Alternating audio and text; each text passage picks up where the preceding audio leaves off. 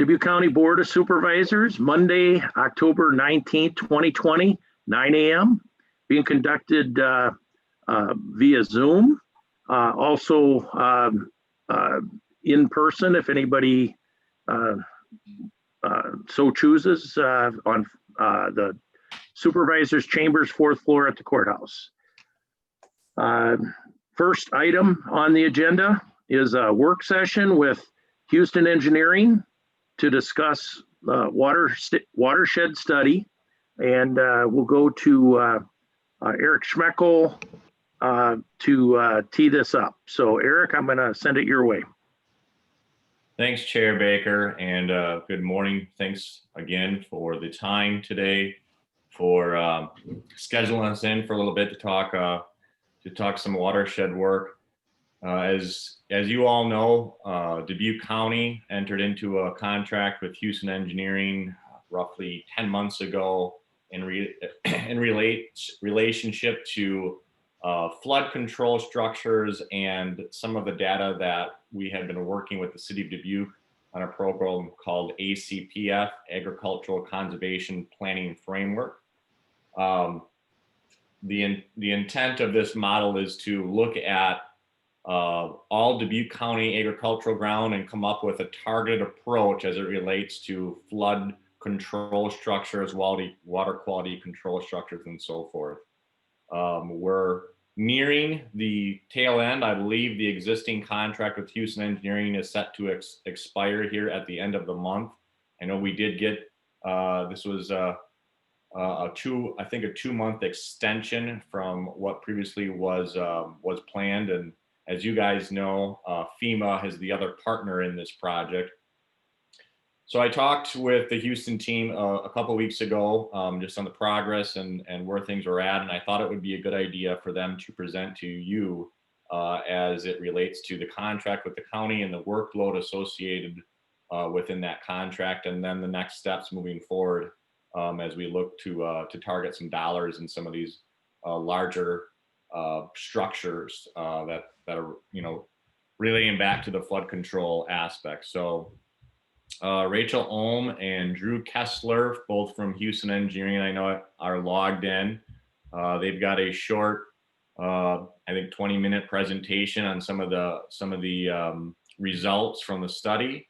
And they'll discuss kind of the process. As you guys know, we weren't able to do the public input process, which was deemed to be potentially a pretty big part of this project, was getting the public input, to getting the word out that the county's investing, looking at landowner engagement with all of this. So they'll talk about the process that was used moving forward, and then finally what the next steps are as we look to build local programming and leverage state and federal dollars as well too. With that, I'll turn it over to you, Rachel. If Ed Raber is going to throw your PowerPoint up, and he will advance the slides for you. So you can, oh, great. Yeah, you don't have to worry about that at all. And he'll punch you through. And when you're, the next slide is up, just let him know. We'll go from there. That's great. Thank you. And thank you, Ed.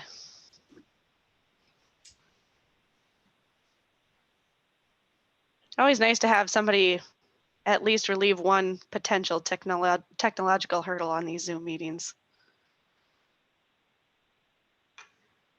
All right, Ed, if you're ready, I can just dive right in here. First of all, I want to thank everybody for the time this morning for us to present the progress on the Dubuque County Identification and Assessment of Multi-Purpose Benefit Practices in Dubuque County project. As Eric has mentioned, this has been a project that's been in the works for quite some time. We'd just like to take the time this morning to check in as we wrap up the project, make sure that we're heading in a direction that meets your needs before we wrap this up. So we can go over to the next slide here, Ed. Thank you. Just to do a quick round circle of team introductions for you this morning. I've got myself as well as my colleague Drew Kessler and Jeremiah Yazetsky on the line here. I'll let them both introduce themselves to you as well in just a moment.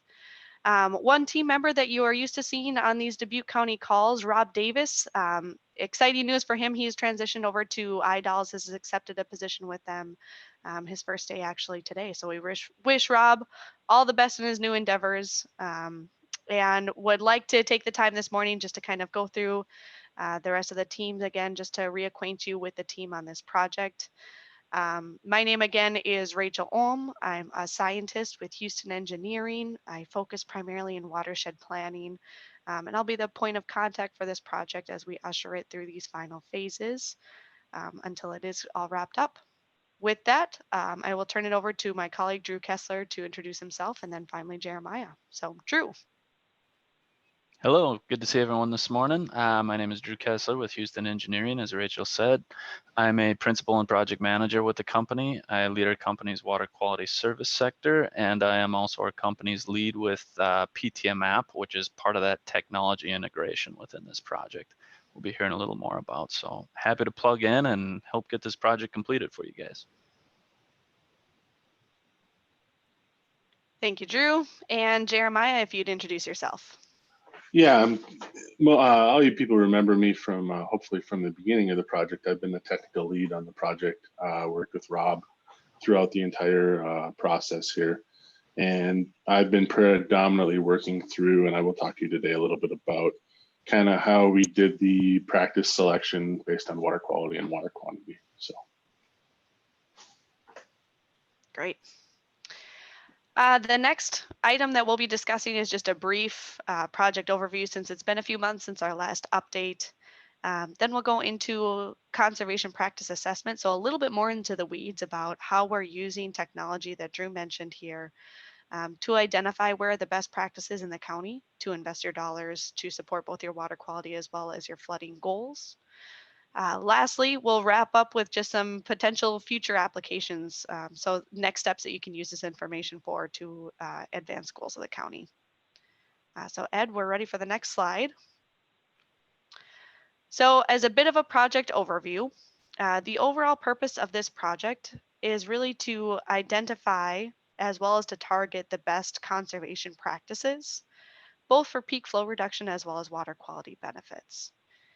The method that we use to do that is by leveraging some existing technology within there that's already available within the county. And that's a combination of the agricultural conservation planning framework with the prioritized target and measure application. Those two suites of information combined form the integrated ACPF and prioritized targeted measure application, or the IAPA to shorten that up for you a little bit. What that allows you to do is to identify where there are feasible conservation practices on the landscape. But in addition to that, understand what the estimated benefits of those practices are from a water quality and a water quantity perspective. And most importantly, how much those practices cost. So it equips you as decision makers in the county with information at your fingertips about where are the most cost-effective practices to invest in that deliver the biggest bang for the buck for the outcome that we're wanting to see. So this project is aimed at identifying and targeting those best practices, estimating the benefits of those practices at different locations within the county, and bundle all this information up into a series of outreach products. So it's not just a large technical document that's difficult to wade through. It's a bunch of concise outreach products that are intended to deliver this information in an easy to understand format. This project is also aimed at generating accessible data as well as staff training for the County of Dubuque staff. Reason for that is when we deliver this large suite of information, folks are able to utilize that information to inform decisions beyond this contract as well. So ready for the next slide here. So as Eric was mentioning earlier, part of this contract was about public outreach. Unfortunately, and as you all know, COVID-19 prevented a little bit of a stumbling block as far as creating space for people to meet in person, share ideas, and share input about what's most important to them related to water quality and water quantity within the County of Dubuque. In order to go past that stumbling block, what HEI and Dubuque worked to do instead is create a story map, an ArcGIS story map, in order to provide information that's easy to digest to members of the public. That ArcGIS story map is still available on the line or online. It summarizes the goals of this project. It shows where there are already existing conservation practices and management practices already on the landscape to kind of celebrate some of that work that's already being done. And it shows where it's possible to implement additional conservation practices on the landscape that can work to meet the county-wide goals. And over to the next slide. Just wanted to make it clear this information is, again, already available on the web. If you scroll down in this slide just a little bit more, Ed, no need to do so now, but there is a web link provided in the packets as well. So if folks are interested and if they didn't get the opportunity to review the story map during that kind of public kickoff time period, please feel free to peruse through that at your own leisure. And over to the next slide. So what I'd like to do now is kick this information over to Jeremiah, who's the technical lead as he introduced on this project, just to summarize a little bit more about how Houston is working with the County of Dubuque to identify the best practices to target during this project. So over to Jeremiah. Thanks, Rachel. So like Rachel mentioned in the project overview, we have this large, suite of practices that come from combination IAPA and PTMAP. And when we sit down and we start to say, all right, what do we want to recommend as the best practices or the best locations to do work in the county? We needed to take a look at two different things. One is, and I'm going to do these kind of backwards, is water quality, and the other one is the flooding impacts that we talked about. So the first case, the water quality piece, that comes directly out of PTMAP, and when the IAPA practices are run through PTMAP, we get estimates on, how much water quality benefit does this practice have the potential to create. And when I talk about water quality benefit, what we're talking about is reductions in sediment, phosphorus, and/or nitrogen on an annual basis. The second piece is the kind of the hydraulic benefit, and so this speaks to kind of what the county engineers talk about, and what we're talking about here with peak flows is what sort of potential does this practice have to reduce peak flows, say at culvert crossings, or in this case, this project, the damage points that were identified by the county. So that's just kind of an overview of the two things that we look at in order to decide what we recommend in terms of practices. So, and like I say, those damage points were identified by the county early on in the project. So if we want to go to the next slide.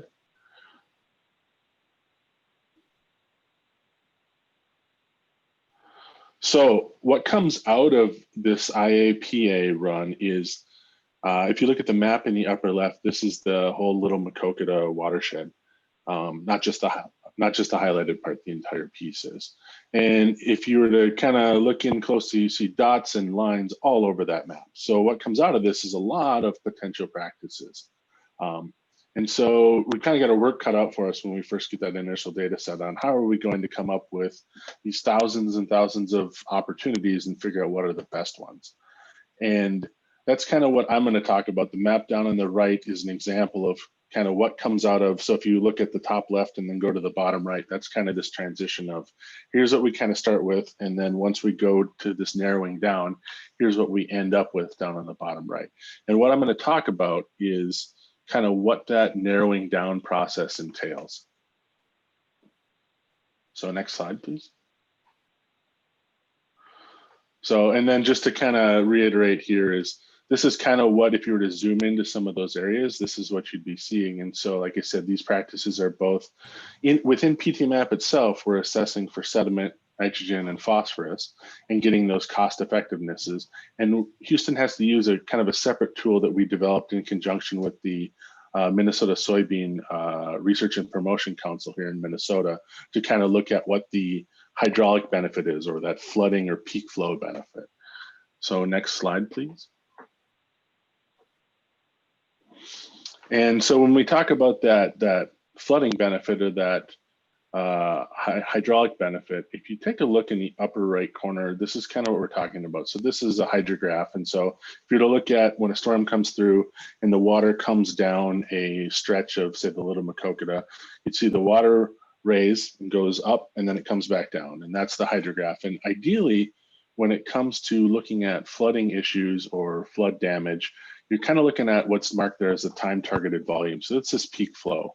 And so when your engineers talk about, oh, there was a huge storm came through and overtopped this road and it blew out the culvert, generally what's causing that is that peak flow. And so what we did in the tool is we took a look at which of these projects have the ability to drop that peak flow down by a certain percentage. And then that's going to give you that flood or that flood damage protection. And so if we jump to the next slide, I think I can go over this a little bit more in depth. So like I said, we're assessing these practices for both the water quality benefit and for the peak flow reduction benefit. So that's kind of our metric, that peak flow reduction for the flood damage. So when it came to water quality, talking with the county, that we need to somehow be able to combine the results that we have for sediment and phosphorus and nitrogen to come up with, all right, how are we going to say whether this is a good water quality practice?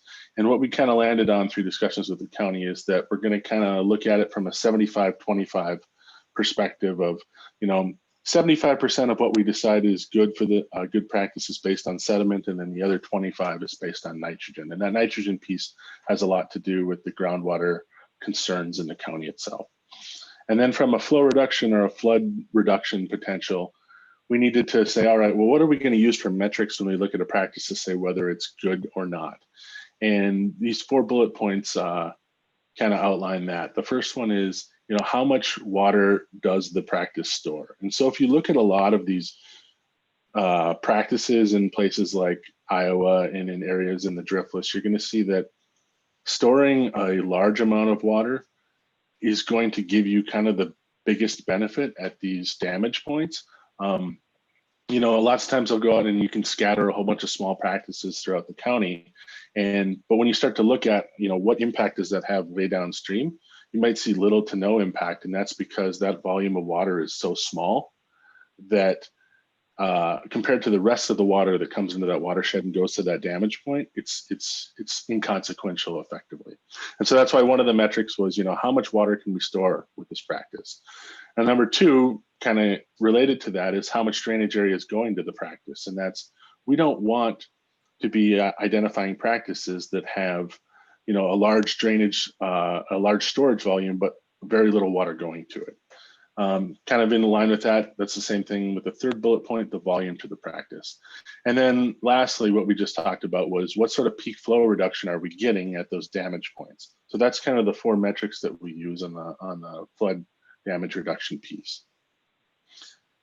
And in that last bullet point on the slide there, we decided, based on the concerns about this flood reduction, was to weight that, kind of treat that as twice as important as the water quality piece.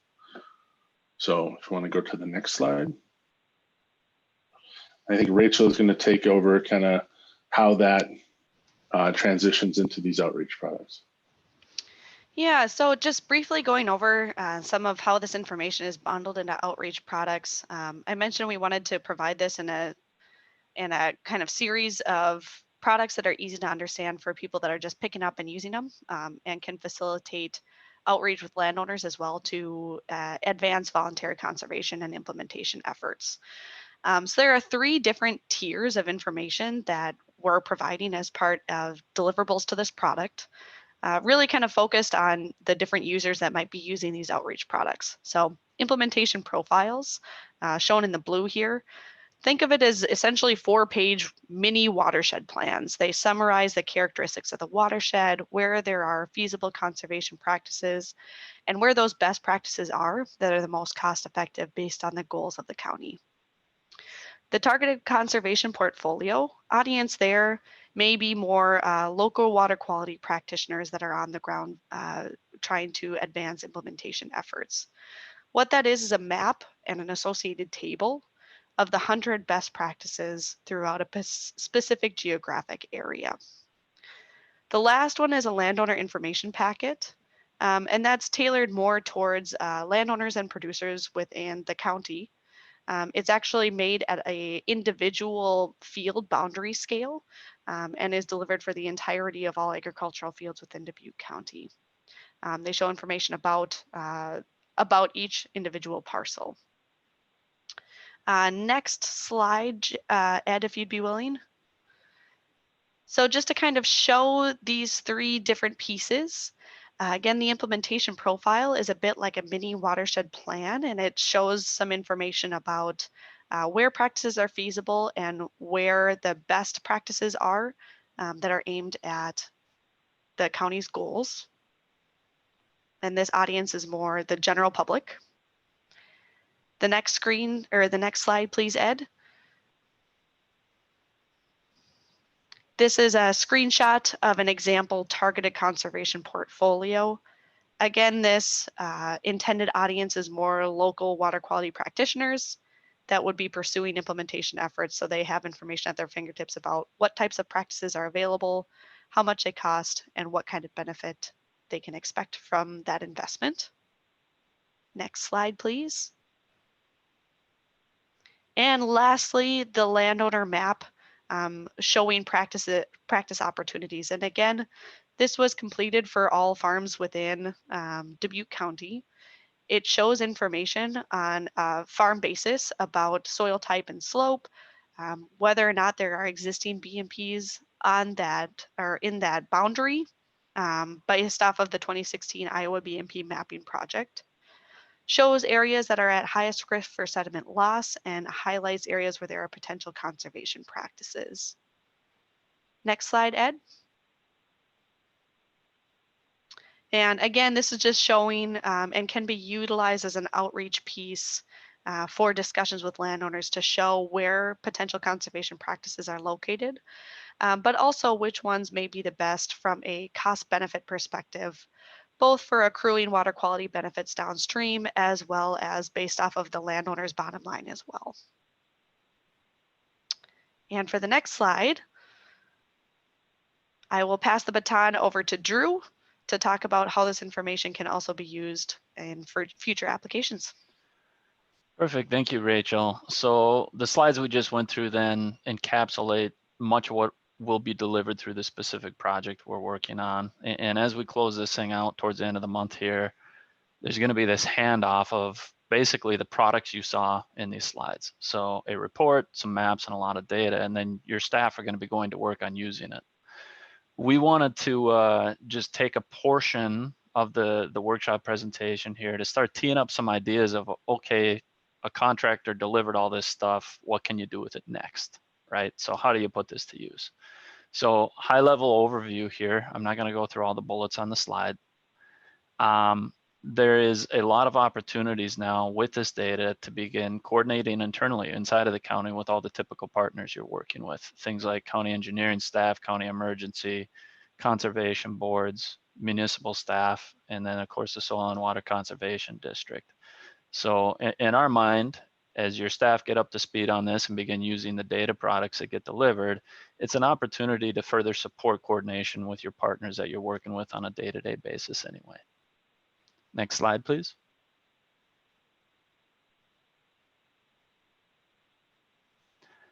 And it also, I would say, this information can complement in many ways some of the ongoing efforts that you have that maybe aren't as traditional as some of the work you do with your day-to-day partners. Things like, I think a lot of people saw recently the announcement of this Soil and Water Outcome Trust.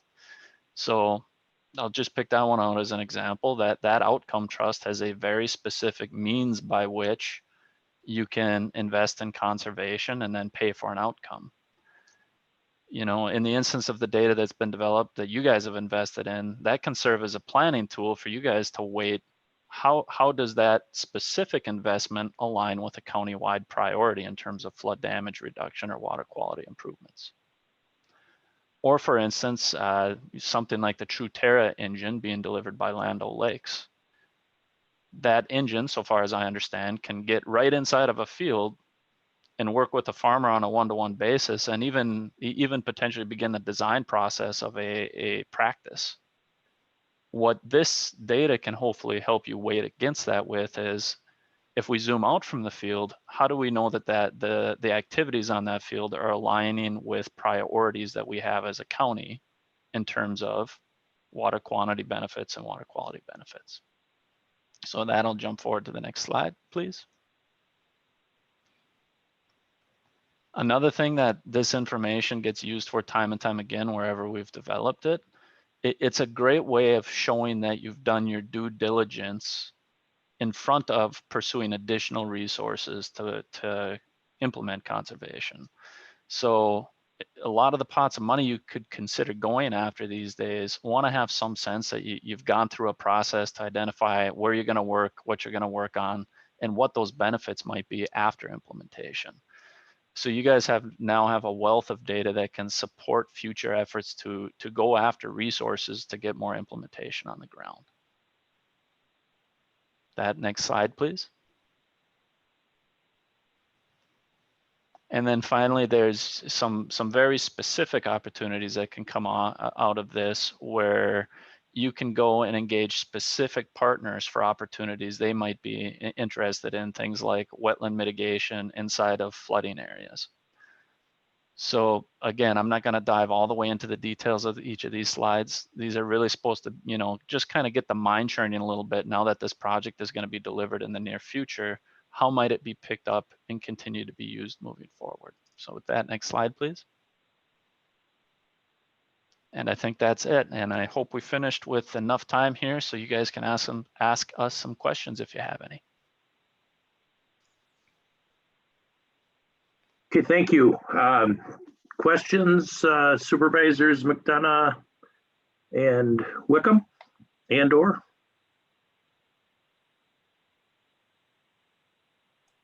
I guess I had a question. I know that with our COVID-19 pandemic, it made things difficult for field work. So how were you able to navigate around that, and how much of a barrier did this cause? How much of a setback was it? I know there was an extension, or I just want to hear about how you navigated around that.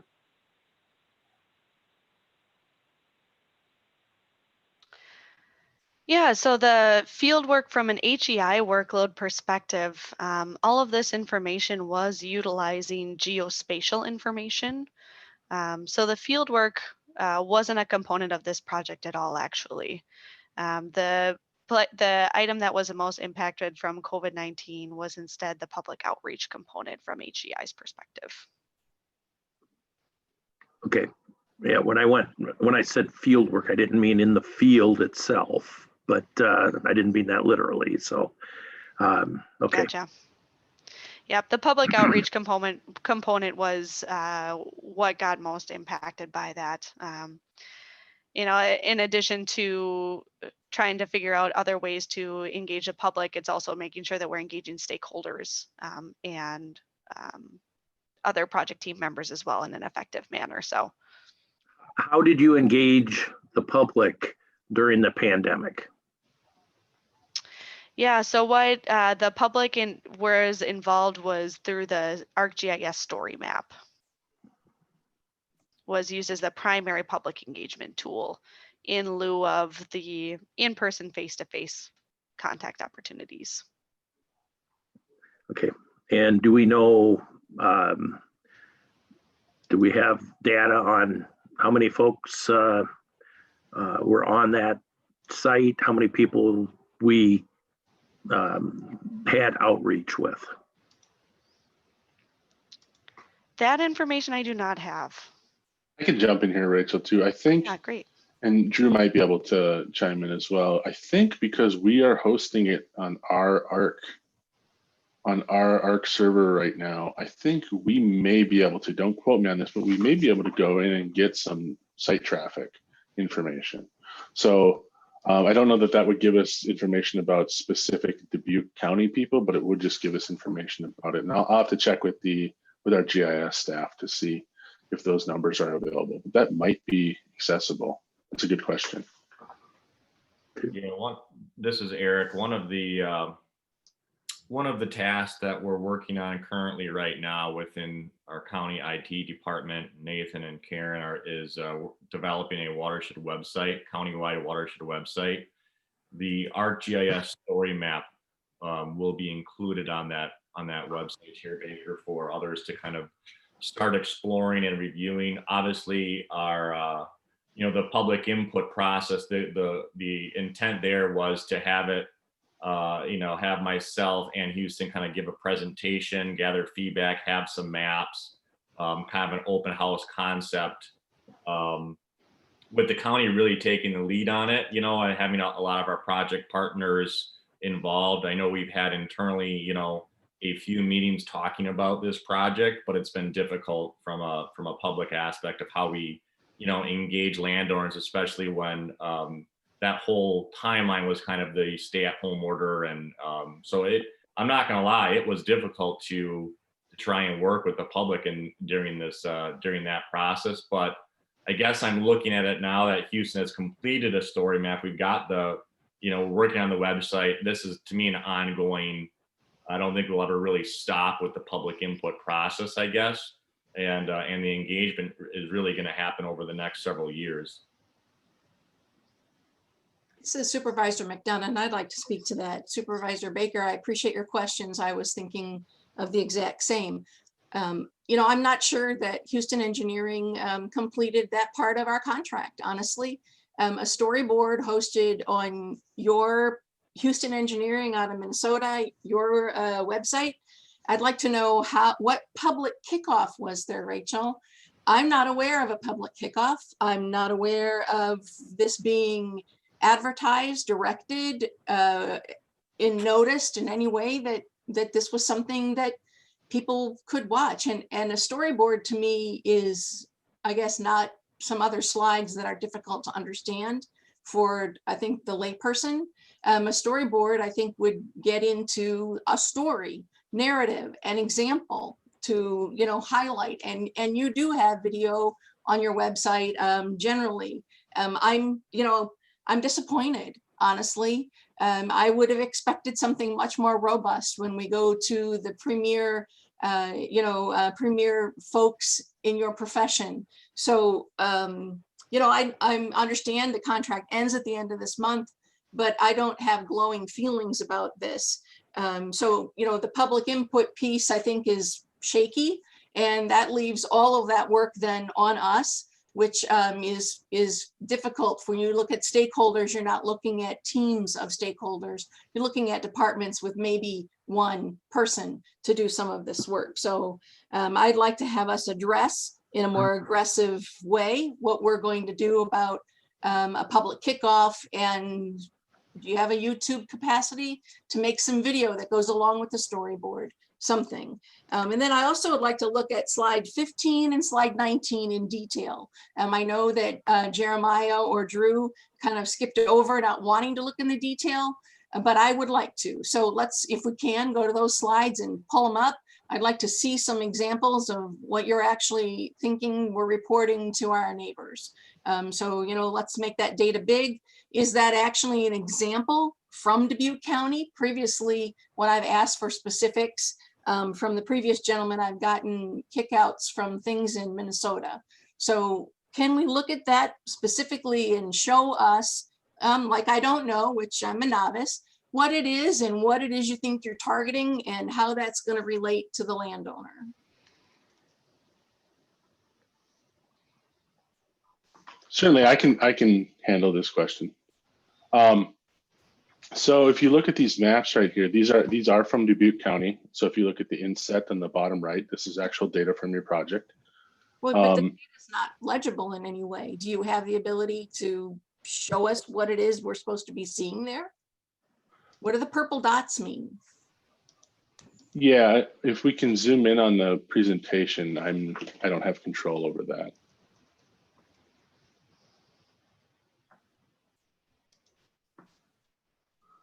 So this is an example of the landowner maps.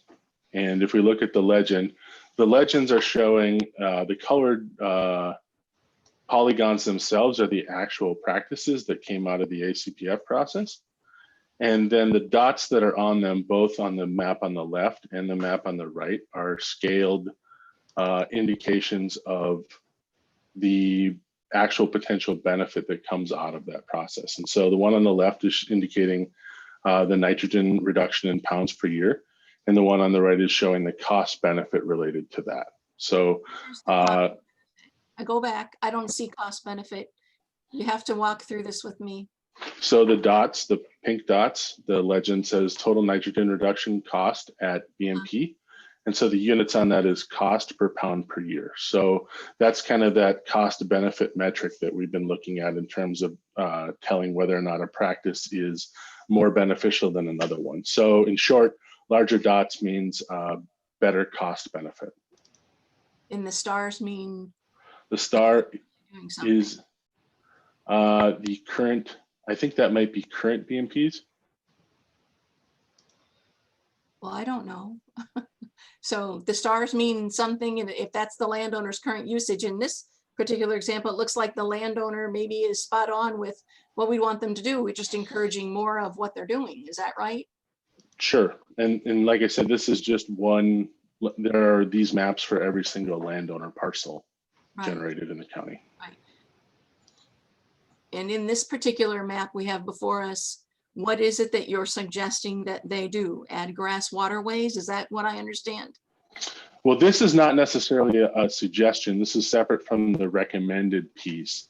This is all of the practices that are out of the ACPF process put into a landowner parcel. And so typically what would happen is, let's say this landowner comes into the county and wants to start talking about conservation practices on their property. This is something that we would imagine that the county would pull out, sit down with the landowner and talk about, all right, we ran this process and this is the results or the outcome of the process. Let's talk about some of these practices and see if these are feasible on your land. Maybe you're already doing something and we don't, similar to this, and we don't have it in our database yet. And so maybe, maybe you're good to go, or maybe there's something on here that you hadn't even thought about that turns out to be a cost-effective practice that maybe you'd like to work with the county to install. So that's the purpose of these landowner maps. So Jeremiah, you're saying that these maps that we have maybe don't even include what the landowner is currently using, something that my father-in-law is using on his land. Maybe you haven't seen it in your profiles. It could. It all depends on whether or not it's in the existing practice database that was incorporated into the project. What does that mean? Existing practice database? So what is typical is, when states will pay for something, they will generally track what is going on the landscape, and they will keep a database that says this person is doing contour buffering on this field, and they will place it into that database, and then people know that that's there. States do it on an accountability side because they want to be able to track where they're spending their money and what benefit they're getting. Now, if a farmer decides to do something and it's not reported to the state, there's a chance that that might not be in that database. And so the only way that you can really know whether or not they're doing something is, one, to talk to them, or two, to go out and field verify it yourself. Yeah, and if I could jump in just momentarily, when we put these products together, it's supposed to be more intended like a restaurant menu. The experience we've had working with people who have the boots on the ground when they use these is they try to avoid the prescriptive map that says go do this here. It's supposed to be more of a presentation of options for potential, and then there should still be that one-on-one discussion between the conservation professional and the farmer to say, this should be a voluntary approach.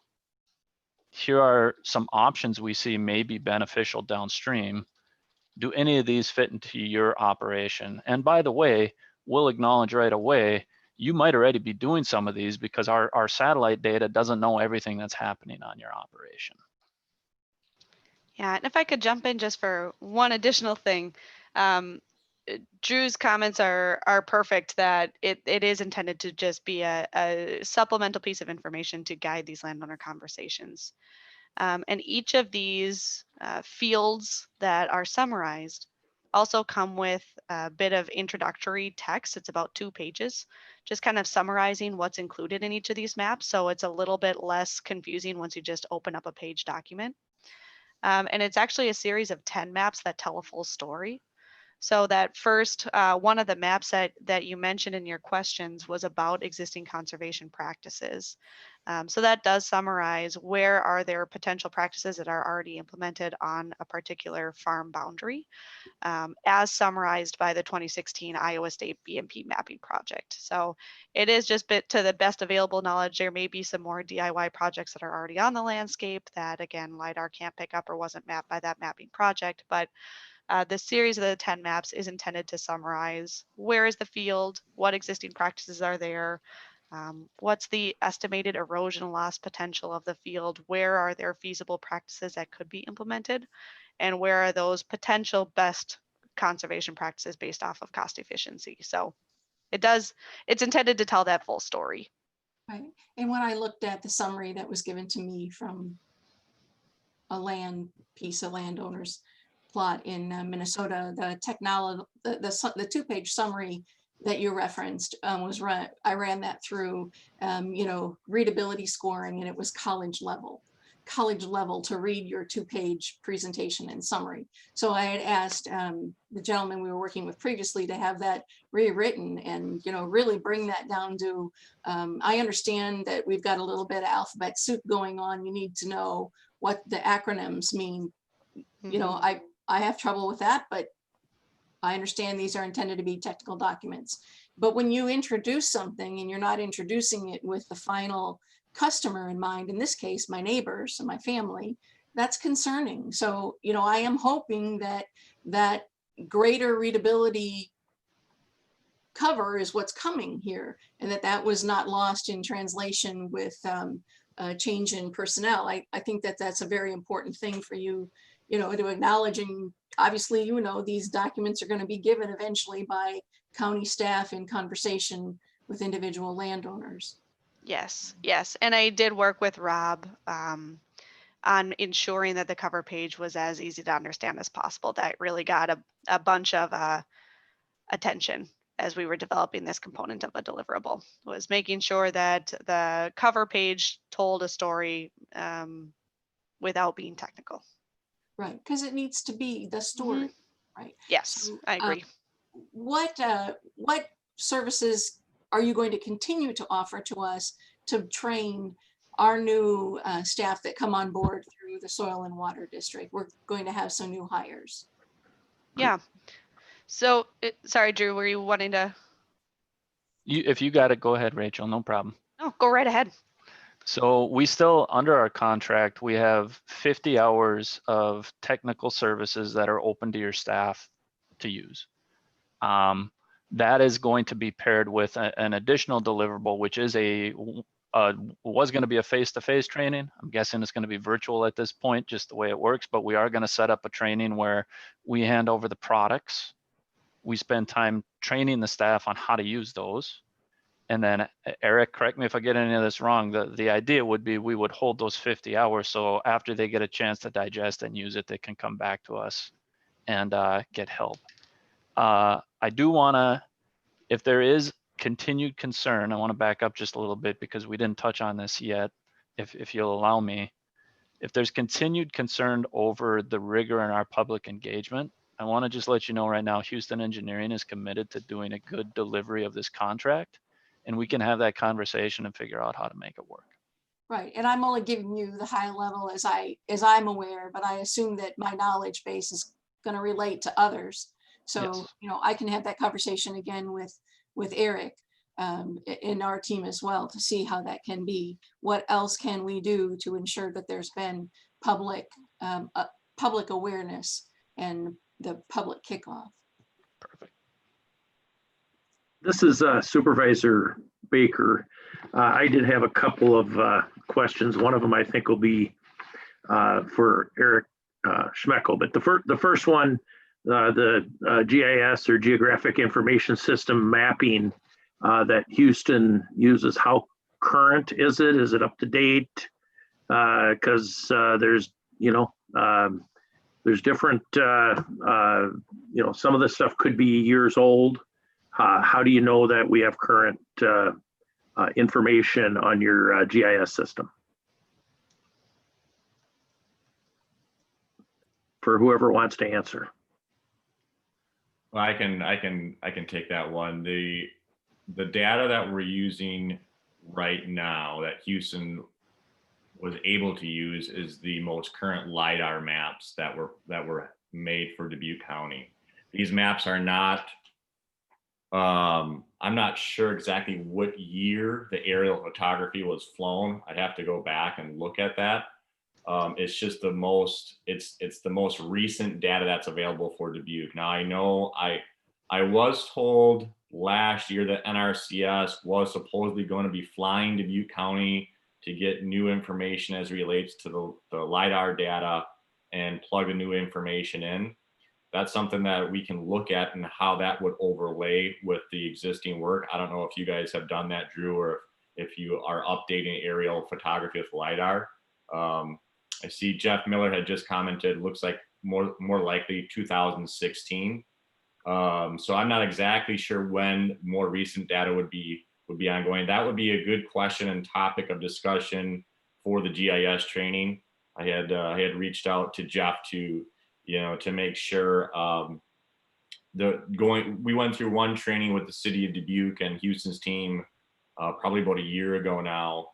And it's a pretty heavy lift as far as diving into some of the GIS details, especially as it relates to the PTM map and the targeted cost per pound of nitrogen. There's a lot of variables there. So I want to make sure that we get the GIS training. I want to make sure it doesn't happen too fast, because I would like additional staff from the district, the newly hires, to be involved and to have them start getting some of the baseline data and training underway before we engage in a full GIS training with Houston. I also would coordinate that with Jeff Miller and his staff and what he feels, how much work moving forward is it's going to be on him. Looking at some of the charts and the Excel spreadsheets that are involved with this study, I want to make sure that we get information that's easily to decipher for new staff. Like, we talk about the top 100 practices, but what exactly does that mean? How do we get to that point? I'd like to see that broke down at least for the top 10 for each Hawk 12 in Dubuque County, and make it a very user-friendly list moving forward. So that's an ongoing discussion I think that we need to have with Houston as it relates back to those 50 hours of technical training available. I think the Watershed website, I think a lot of this moving forward with the public engagement, as you all know, it's difficult to engage publicly and host open meetings and gather input. It's hard enough to schedule one-on-one landowner meetings with farmers still, and have 2 or 3, 4 people in the field and staff and the protocols and so forth. So it's a challenging time for that right now. And that goes back to that 50 hours. We can discuss that more and how we're going to utilize this Watershed website with the GIS data training. But yeah, as far as the aerials, I think that's a discussion we need to talk about. How do we make sure that in 3-4 years, this data is completely obsolete again? And Eric, I could add a little bit to that from past projects, or at least our perspective on where clients have seen the value of their investment in the data space, if that's all right. Yeah. So the bulk of the effort on our end is getting all the input data together so that the tools can run. Rerunning the tools is a much lower lift. It's little buttons in GIS. So having a good understanding of those inputs is going to be key, because that's the value of your investment. And the way we operate as a company is you guys get all that stuff, you paid for it. So as your staff get up to speed, let's say it's 8 years down the road instead of 2 years down the road, it hopefully is just as simple as smaller level of effort updates to those inputs and hitting play on the buttons again to update things. Thank you.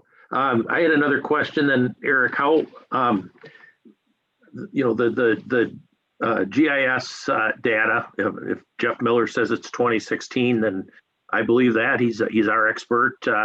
I know that there was discussion with the about doing additional aerial photography. I don't know where that's at. I think that was a couple years ago that we approved that with the I think the county and city assessors.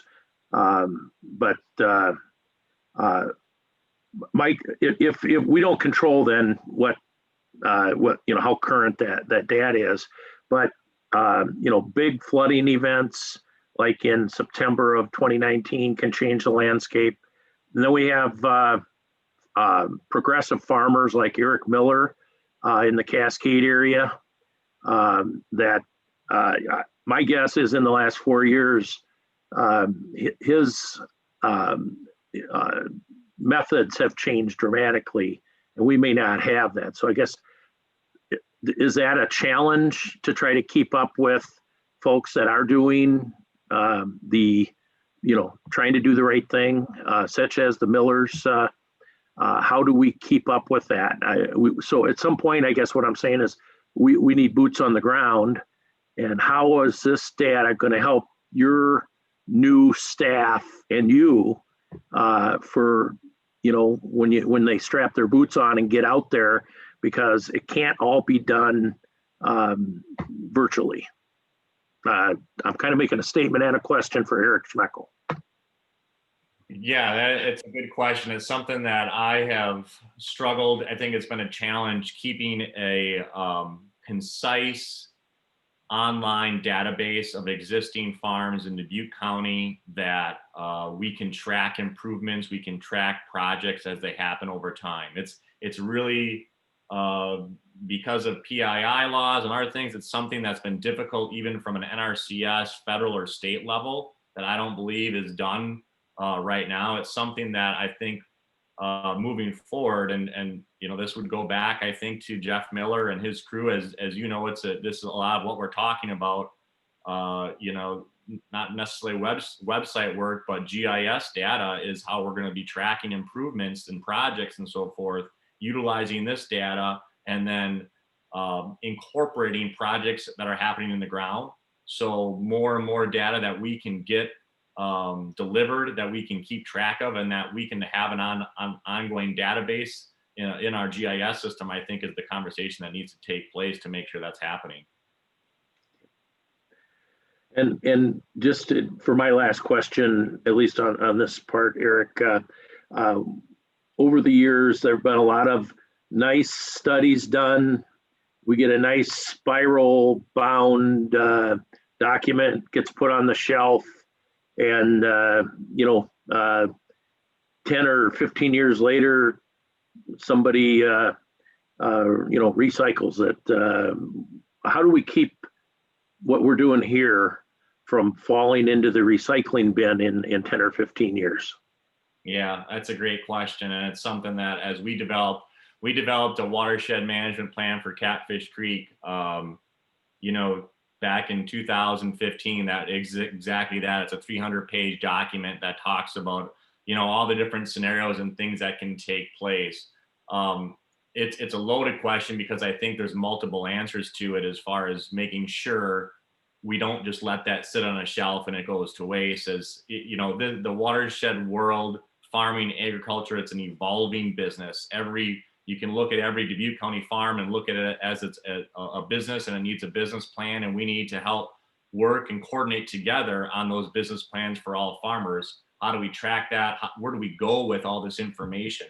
I think what we need to do, and again, this is kind of the resounding theme, I believe, and it's going to go back into the 50 hours plus the GIS training, is we need to develop an online, think about this watershed plan rather than having a binder. I'd like to see an online database.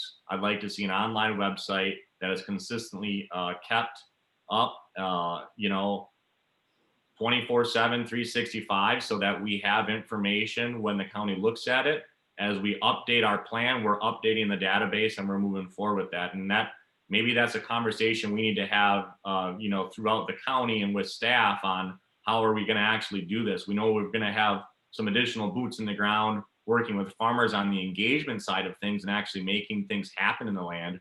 What about the GIS lift? What about the database lift that goes back to these plans and the record keeping that has to happen? I think moving forward, I think is a very good point and still a challenge and a missing link.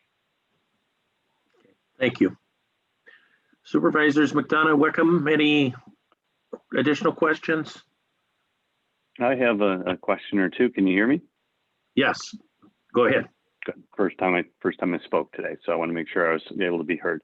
Houston Engineering, thank you for being here and appreciate you presenting the information and working on this project. I will echo my other supervisors, though it's been a little too long. So we like you. We like your project. We love the Dubuque County clean water and flood prevention, and it's a very hot topic for us. So I'm very appreciative that Eric and you brought us together today. So please know that.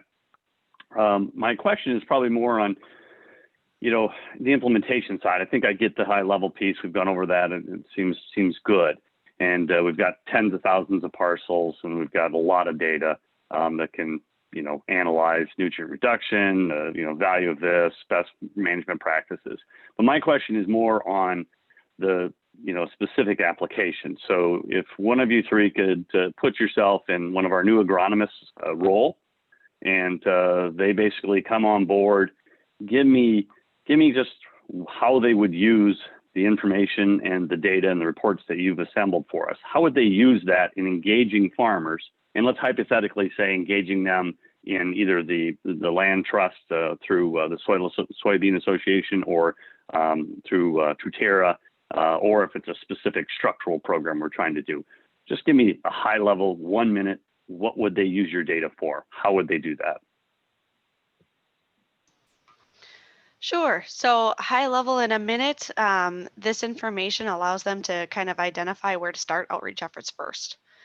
So based off of the goals of the watershed, whether it's soil health or whether it's flood prevention, if the agronomist is most focused on soil health, you can identify where in the county are the hot spots on the landscape for soil erosion, and where on individual fields are the best places to implement practices that can reduce erosion, thereby accruing environmental benefits, as well as hopefully placing the landowner for some economic benefits as well by reducing erosion on his or her field. So used as a targeting outreach or targeting effort or targeting resource for outreach efforts. Yeah, and if I could jump in, Jay, I actually love this question. I love talking about how is this used. And I think I kind of touched on it a little bit earlier, but it always seems that there's two ways that it gets used. Is one, we want to go out and be proactive and figure out where we should do the work. And that's kind of what Rachel talked about. But then I think there's also the reactive side of it too. And that's the people that are coming into the county or coming in to talk about doing practices and having that resource to be able to go in and say, what does this look like in terms of sediment reduction or benefit at our damage locations? Or what does this look like in terms of how much we think this might cost versus how much benefit we're going to get from it? So I think there's the reactive side to it too that I think is really useful from, say, an agronomist standpoint. Okay, so would you visualize that our individual staff and or soil and water district staff would use your data in conjunction with, possibly the data from Truterra or the individual design of some sort of structural item that we might be changing the land with? Yeah, I think that's it. It's another thing to just kind of get as much information about a parcel as we have and put it all together and make the right decisions based on that.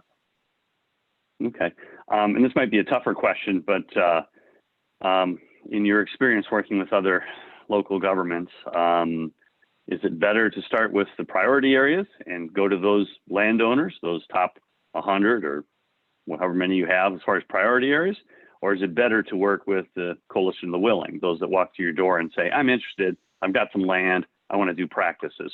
What would your value be from your experience? That is the $1 million question, and I think it always has to do with. We only paid you $150,000, so I need that answer. I think that always has to do with the relationship that the conservation district has with the landowners. There are places in Minnesota where they are so comfortable going out and talking to these targeted areas that, they have an issue, that they don't have an issue with it. And then there are some places in the state where they still say, we're only going to be on that reactive side. We're going to wait till people come in and we're going to talk to them. But at least now we have the tools to evaluate the benefit that we could possibly provide working with this landowner. So I don't want to sound like I'm dodging the question, but it really depends on, are you comfortable going out? Lots of landowners wouldn't be receptive to somebody saying, hey, we have some information that implies that your parcel has it might have a big issue and has this potential to provide a ton of benefit. So if you're comfortable doing that, I think it's always better to be proactive. Yeah, and I can add a little bit to Jeremiah's message there with a simple story. We had a client who had data like this. They're doing sed basins. They had a great sed basin program. We identified the top places in the whole watershed to go work. For those parcels, they feel validated, the thing worked, they liked it. They're like, all right, these make sense. They did targeted efforts to those specific parcels where they thought they had the best chance to reduce sediment from sediment basins. On the flip side of that, to preserve a program that might capture those landowners that walk in the door, so to speak, they pulled out other critical parcels that maybe weren't on the top list, but if someone came through the door and wanted to do something, to Eric's point, they could pull up their quick map that was being managed and say, oh yeah, you have some critical areas we're thinking about. So yeah, we have a program set up here where we want to work with you. So it manages both. You do some proactive outreach, but you set yourself up with the information that if someone does come through the door, you can screen pretty quickly to say, yeah, you're in one of our priority areas. Let's get to work. To Drew's point, some other places have kind of tried to align their cost share with that process too, and saying, if you're in this upper 25%, you're going to be in a different cost share bucket than, say, if you're willing, but your project might not be of big a benefit to the county. You might be in a different cost share bucket. So these are all just some examples of how people have taken this data and formed their watershed management and their programs around it. Thank you. That's very helpful insight. Appreciate that. My last question is, when will the final deliverables related to the data and the completion of the project be done? Not necessarily maybe the outreach to the community, but to the data vantage point. When will that be complete? Yeah, and I can handle that question. The reports will be done by the end of the month here. I do, Mr. Chair, if you'd be willing at the end of the question and answer, we would like to just get confirmation from the board that they're okay with us moving forward and completing those outreach products and moving forward with the last final step with this, which is also just getting ready for some GIS training efforts. But before getting there, the end of the month is our target for those outreach products, assuming we get the board's approval to continue and push play on developing those outreach products. And then the GIS training, we're in conversations with Eric about when the best time to have that will be. Okay, thank you. Mm-hmm. This is Eric. I also think I'd like to touch base. I think it would be a good idea to touch base with Jim Marwadell and the FEMA team, and as they were partners in this project as well, and get them up to speed. I know we've talked with Jim in the past on again the extension for some of the deliverables. I know that are done, but I think it would be good to include him on the discussion. Okay, I would. I guess what I would have. It sounds like we're talking about, when you say the end of the month, we're talking the end of October. I would like to have somebody develop, a calendar. I noted that there's 50 hours of staff training. How long is that good for? Eric, when do you need that? That type of thing. I assume we're talking about for some of our new hires that are coming on board. I'd like to see a calendar telling us where we're going, or a roadmap, whatever we want to call it, as we, near the end of this phase or whatever. I do have to point out we have another meeting scheduled to start 5 minutes ago. So if there are any wrap up, please make them real quick. And we need to get to our next meeting. And this isn't, I'm viewing this as I believe we're going to need to have some additional discussions on this. But I would like to see a calendar roadmap. Okay, sorry, I heard Oh. quick, and so I was jumping in. Go ahead. My last request, Chair, is I don't know if anyone from our other partners are on the line, City of Dubuque and the Soil and Water District, if any commissioners or employees from either the City of Dubuque or our other 2080 partners are on the line, if you want to give them a question or comment. We are in a partnership with all this clean water and Certainly. That have to notify us. I do have while we're waiting to see if anybody, there is a comment from Representative Eisenhardt. It looks like a question. How consistent are the suite of practices offered by Houston to address the goals it has identified with the practices that Truterra and the Soybean Association promote? Infield versus edge of field management practices versus You're structural. breaking up, Supervisor. Okay. Can you see the chat, Eric? Maybe you can grab this. Yeah. Chuck Eisenhardt's question. Yeah, I can grab that. He's asking, how consistent are the practices offered in Houston's study or plan to address the goals that's identified with the practices that Truterra and that the Soil and Water Outcome Trust Fund or Soil and Water Outcome Fund is tackling, infield versus edge of field management versus structural. Really, the Houston data is really designed about flood protection. That's the basis of this project. It's been about water quality, but it's been about how do you look at putting the two together for structural components. So I would look at the other programs as mentioned, the Outcome or Truterra as more in-field soil health programs, no-till cover crop. Truterra is a little bit of a different program from both of them. This is more edge of field. This is more structural components that Houston has identified to work with. So now it's about taking the information that Houston has provided in these landowner maps and understanding the existing programs, the Outcome Fund, the Truterra program, the ag retail agronomist, blending those together to work one-on-one with landowners on projects that are going to work for them on their field. So like we've talked about, everyone is going to be different. I know we're at the end of our time. I just real quickly wanted to get feedback moving forward. I know we're approaching the end of the month. Do you feel it's necessary to get an extension on the contract from Houston to push this off to the following year? And the reason I have that question is we will not have 2 new staff hired for a little bit of time yet. I don't know if it's a month, potentially 2 or 3 months. I'd like to have them involved in this information moving forward. So then I'm asking, do we need to get an extension, and what's everyone's thoughts and feelings on that?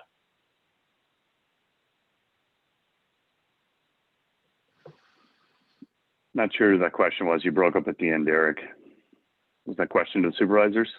Yeah, the question was the supervisors and I guess to the Houston team on is do we feel that an extension is warranted with the GIS training, the 50 hours. I'm not sure exactly how that ties into the contract language at the end of the month, or if this should be extended for another, let's say 3 months. I'd get the data completed by the end of the month, and I would extend the contract till the end of the year, related to community outreach and training, but get the data part done. I concur. Okay, and Eric, the training that you're talking about, is that for you, or is that for the staff that you're going to be hiring?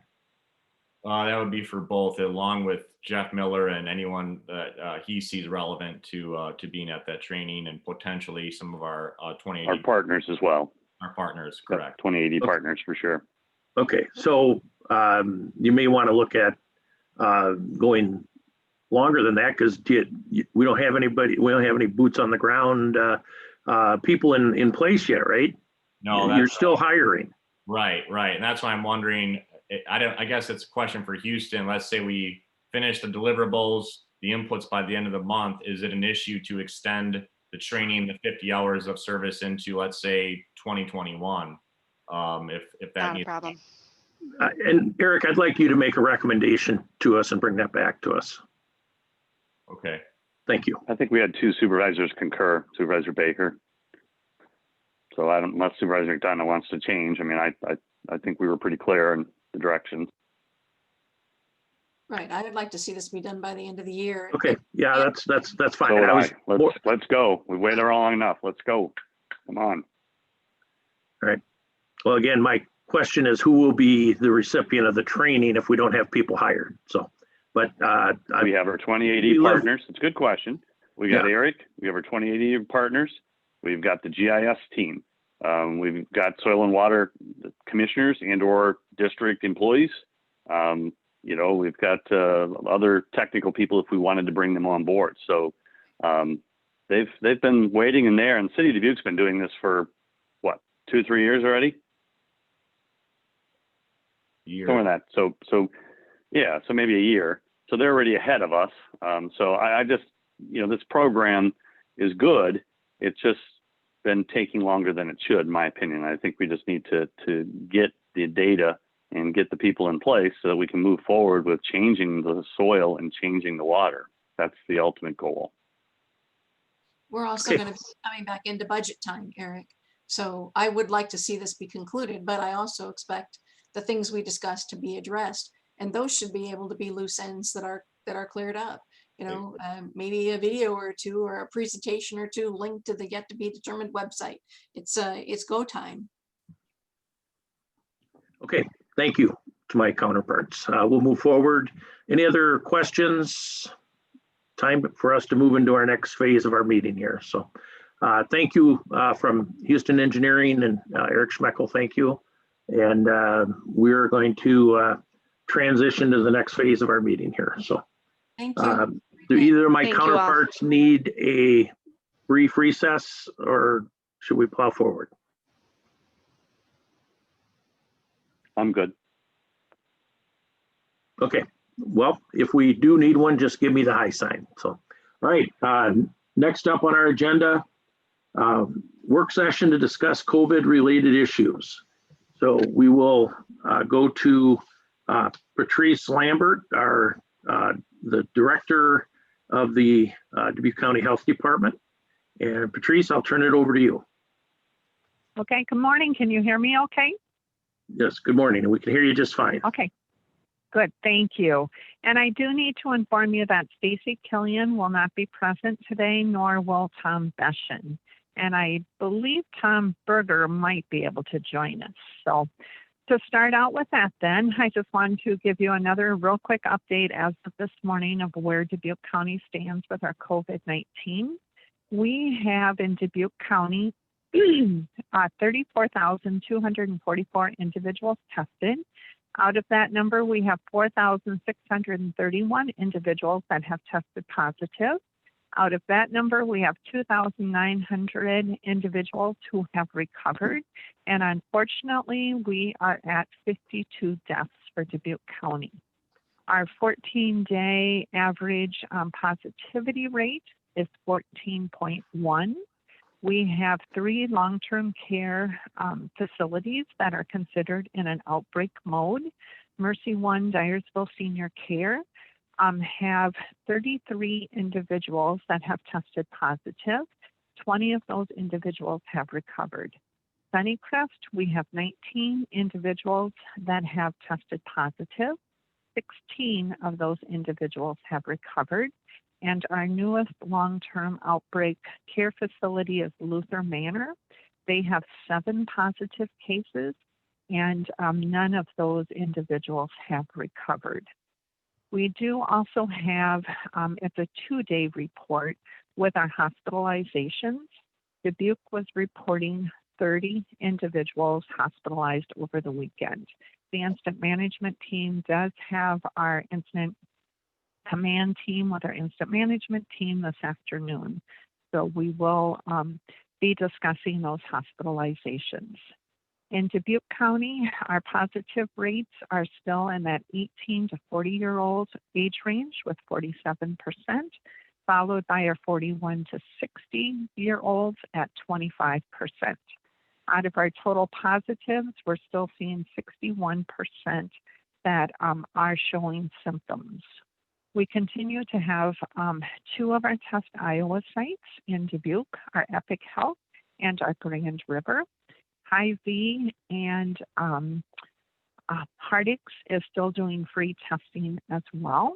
And I don't know if Diane Pate-Freiberger will share later, so I will just give you a real quick update on the Dyersville test site that we did have from Charlie Hardig out at Dyersville on Saturday. Diane Pate-Freiberger was there for the whole entire duration, and I believe that they reported 55. So if Diane does not report on that later, I can just share a few more things with you. And then we're also looking at our influenza component in the state of Iowa as well. And we currently continue to be at a low level. And then with that, Sam has prepared our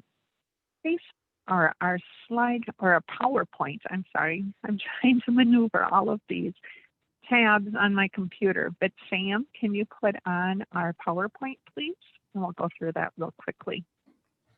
Yeah, it looks like oh, now I can share. All right, 1 second. Okay, thank you very much.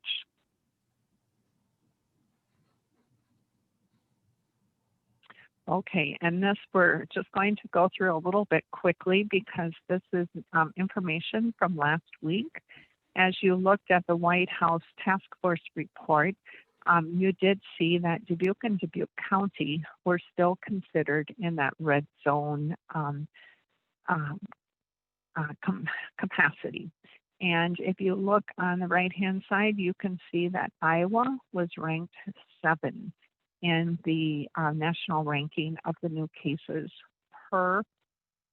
Okay, I'm sorry, my slide is not showing up complete. There it is.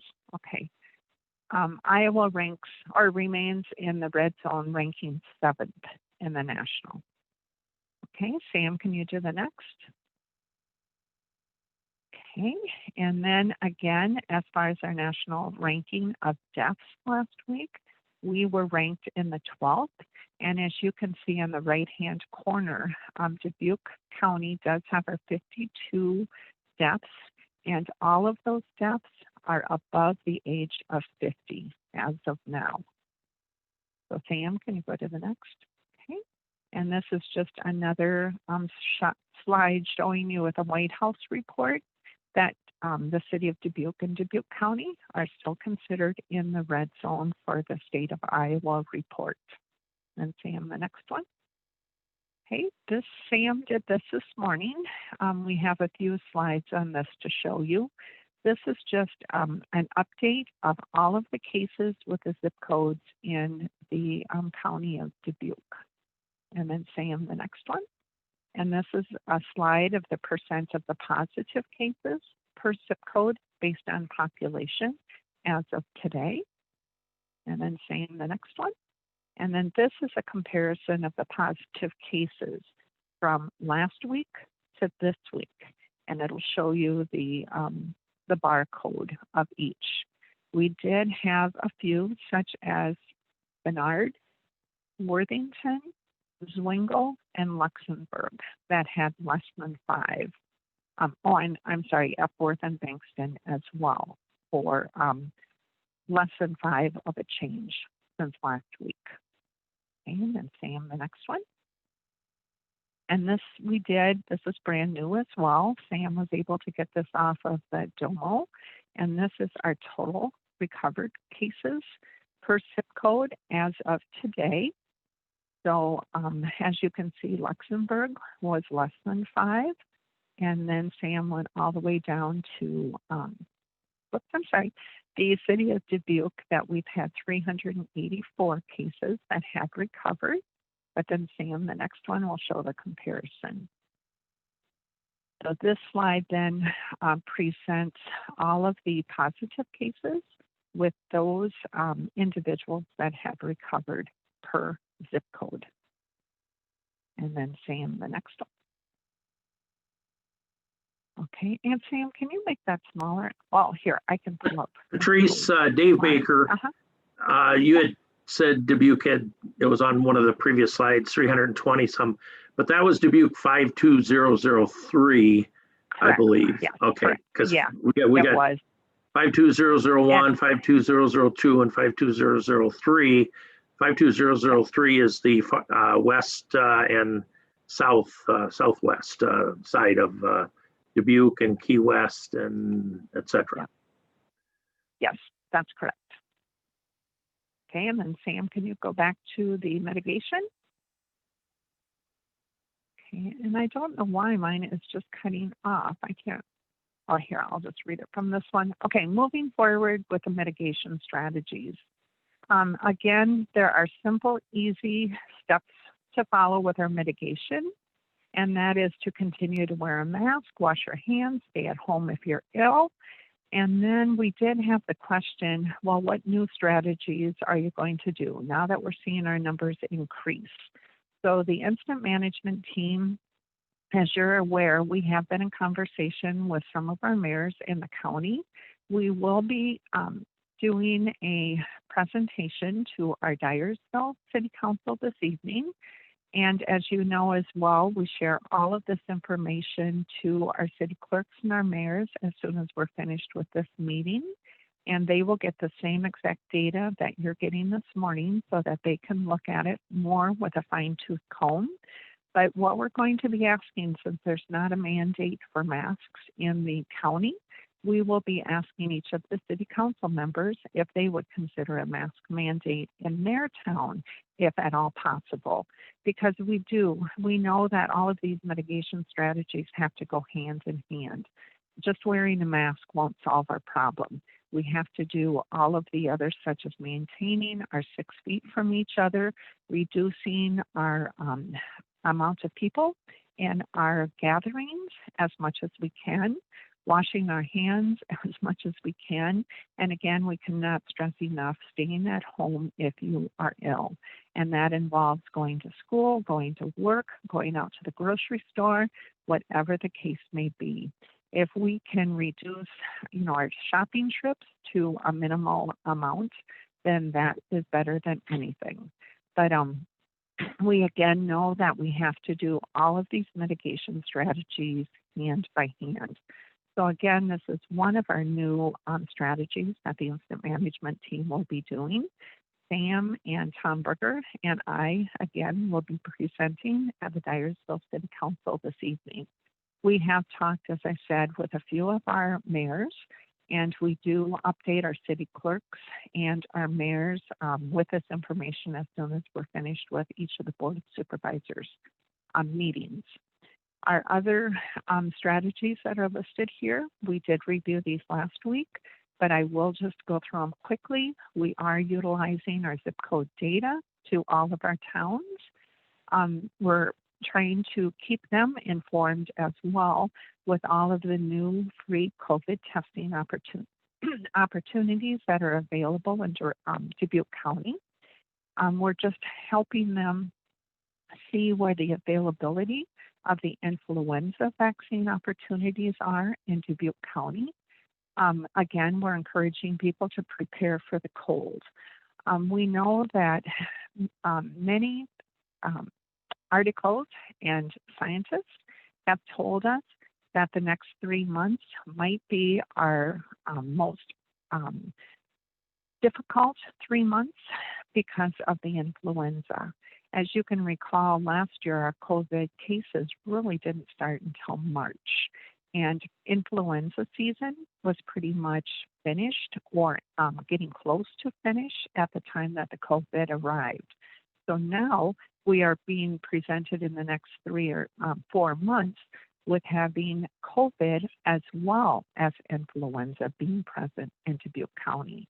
So again, we're encouraging people, we can't stress enough, please get that influenza vaccine. That is going to be so very, very important. And then lastly, we are just telling people, just continue to fight the pandemic fatigue. We just need to remain alert. Even with the simple steps of our mitigation strategies, please, please, please follow them. Because if we do have people that will follow them, it will make everyone's lives much, much better. And then Sam, the last, Sam has down to databases for additional sources and links. So Sam, do you have anything else to add with that? Is Sam on? Sorry, couldn't get myself unmuted. Oh, Can that's you hear okay. me right now? Yeah, we can. Do you have Yeah. anything else to add? I think that about covered it. The only thing I was going to say is this recovery data. We looked into that because it was a request from some city and state officials. So we just want to reiterate that if there's any requests, emailing us would be a good start with that so we can get working on it and have them by these meetings every Monday. Mm-hmm. I think that's it. And yeah. And Sam, I cannot thank you enough for getting into that Domo and pulling all of this together. Sam did have a few computer problems this morning, but she was still able to present us with the most recent data as of this morning with the Domo program. Okay, thanks, Sam. Yeah. So with no that, problem. thank you. Does anybody have any questions? Oh, and Sam, did we have a slide number 9? Did I forget that one completely? Didn't I? Oh, yep. I Can you go back? meant to mention that one too. I'm sorry. I completely forgot to go through that one. I just wanted to also share with everyone, these are our daily contacts, our weekly contacts, our bi-weekly contacts, our monthly, bi-monthly, quarterly, and as needed contacts that the incident management team does with our community and the county. And again, if anyone knows of any particular group that we're missing out on, please let us know. But again, with all of these meetings, we are stressing the mitigation strategies. We know that there's nothing mandated as of yet, but we can only tell people, even without having something mandated, it's still an easy practice to follow. And again, social distancing, wearing a mask, washing your hands, staying at home if you're ill, and reducing any outings that you can. So again, we're hoping that we don't remain in the White House Task Force red zone for long, but more than now, we need to be following these mitigation strategies. So in all of these meetings, we stress that over and over and over again. So thank you, Sam, for pulling that one up. Yep. Patrice, this is Any Supervisor. questions? Yeah. Sure. And thank you for looking at different ideas. I appreciate that, and I appreciate that you change your presentation and present us with additional information every week. I know that takes time, and I thank you for that. And I also appreciate that you're visiting with Dyersville City Council, and that you're going to be asking specifically cities to be, I think, bearing some responsibility themselves about discussion about mask mandates. They may have legal issues with how they can do that, but the conversation is well worth having. So thank you with that as well. I wanted to mention that Saturday there was a free influenza flu vaccine clinic at Flora Park in Dubuque, and my husband and I were there as volunteers, so we saw, you know, it was underutilized. Certainly, we had prepared for many more folks to come, and we just didn't. The vaccines arrived late, and there was an opportunity to really do probably the kind of advertising and shout outs that would be needed. But I'm wondering if you could also talk to city councils. I know Crescent has an abundant supply of the influenza vaccine available, because we didn't we scratched the surface at this point with Saturday's event. So how could we, maybe Sam can help with the VNA and Crescent to see how we can get some of those other things, you know, lined up. The county, as a large employer here, has two county employee flu clinics coming up this week, I believe.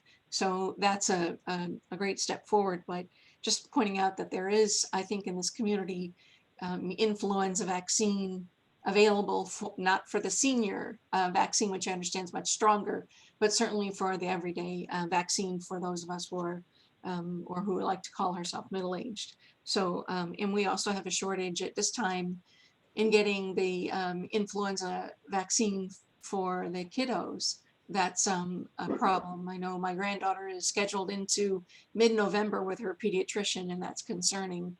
So we've got, you know, some public health issues with that, but mostly expressing gratitude to you, but also asking that maybe conversation be had about the important issue you raised for us, which is the need this year for vaccine and vaccination for the yearly flu. Absolutely, we will do that. Thank you. Patrice, this is Supervisor Wickham.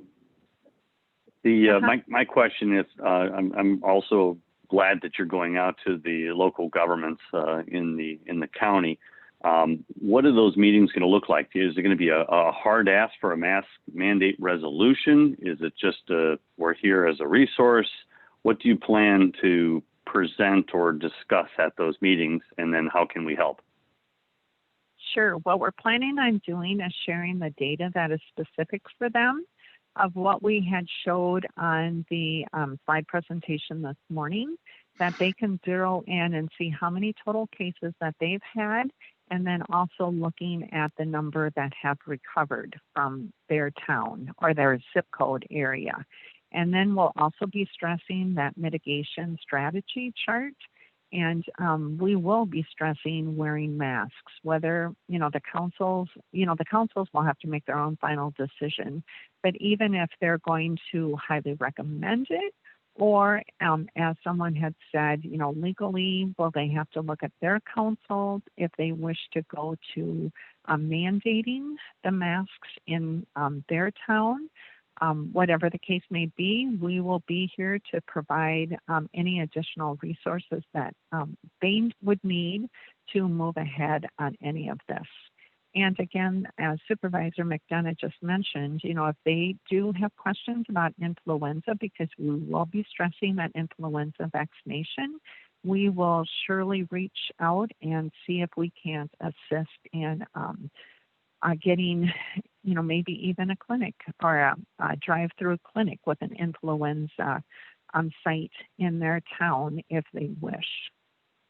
Again, we're going to be there to just present the data that is pertinent to their zip code, as well as stressing those mitigation strategies, and lastly, offering our assistance in any way that we can do. Okay, thank you. Sure.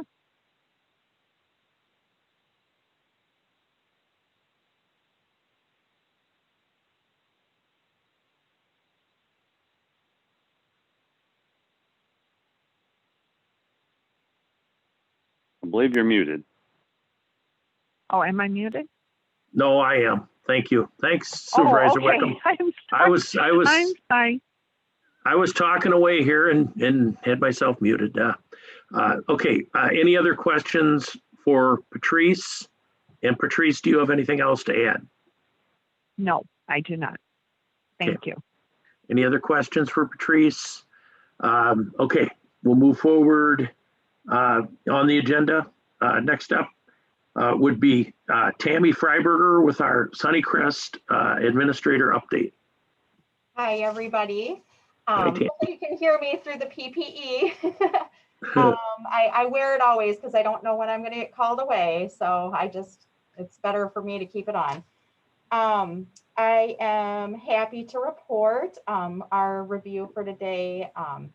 Level 1 monitoring, which are our residents that we monitor, just are monitoring due to regulations in certain circumstances for any symptoms. We just have one person there. Our level 2 monitoring, where they would be symptomatic or we would be waiting to confirm possibly a rapid testing by PCR, we have 0 residents. And COVID positive residents, we have 0. We did testing this morning of all of our residents on 58 residents, all were negative. So I'm so happy. Pretty nice, pretty happy Monday. We continue with our testing. With our regulations, any one positive staff or resident for a 2-week period, we are required twice weekly testing. So we continue on with that. And it has helped us we have had some false positives with the rapid test. I kind of compare it to getting a strep throat test a little bit. You get the rapid test and they say it's negative, but hey, we're going to send it out for culture. So in this case, we're getting a rapid antigen test and they send it out for PCR. And then for us to consider it a negative, or a false positive on the antigen testing, we would need to do 2 of those greater than 24 hours apart. So, so we continue in that 2-week time frame of twice weekly testing. And even though we have had some false positives, it has allowed us to continue to take strict and immediate action with people being perhaps off work, and then giving us the time to confirm whether or not they are truly a positive. So it has been an effective way to kind of curtail what's been going on with us. So. That's, Hey, thank you, Tammy. Any questions for Tammy Freiberger? Tammy, Supervisor McDonough, when will Sunnycrest not be listed as outbreak status? so right now, and we have 2 different things to follow, but every 2 weeks, number one, any one resident or any one staff person. So right now, we are looking at a date of the November 2nd is what we are looking at. So we have to continue. So any one positive individual that comes, we have to wait our 2-week time span. So I keep a nice little calendar here and highlight my dates so that I know exactly when. Thank you. You're welcome. Tammy, Dave Baker, the state reporting data says we had 19 positive and 16 recovered. So are they lagging behind because, or is recovered different from a negative test? So I'm not quite sure about the third, because ours have all reached past the stage of the 10 days and being symptom-free or reduced symptoms. We have had 2 deaths. So I'm presuming, and maybe Patrice could expand on that. I'm assuming that that is where they're not considered recovered. Got it. Okay. Thank you. Yep. Okay, any other questions for Tammy? Thank you, Tammy. You're welcome. Okay, next up would be Tom Berger, Director of the Emergency Management team. And Tom, we'll have you give your report, please. Morning, supervisors.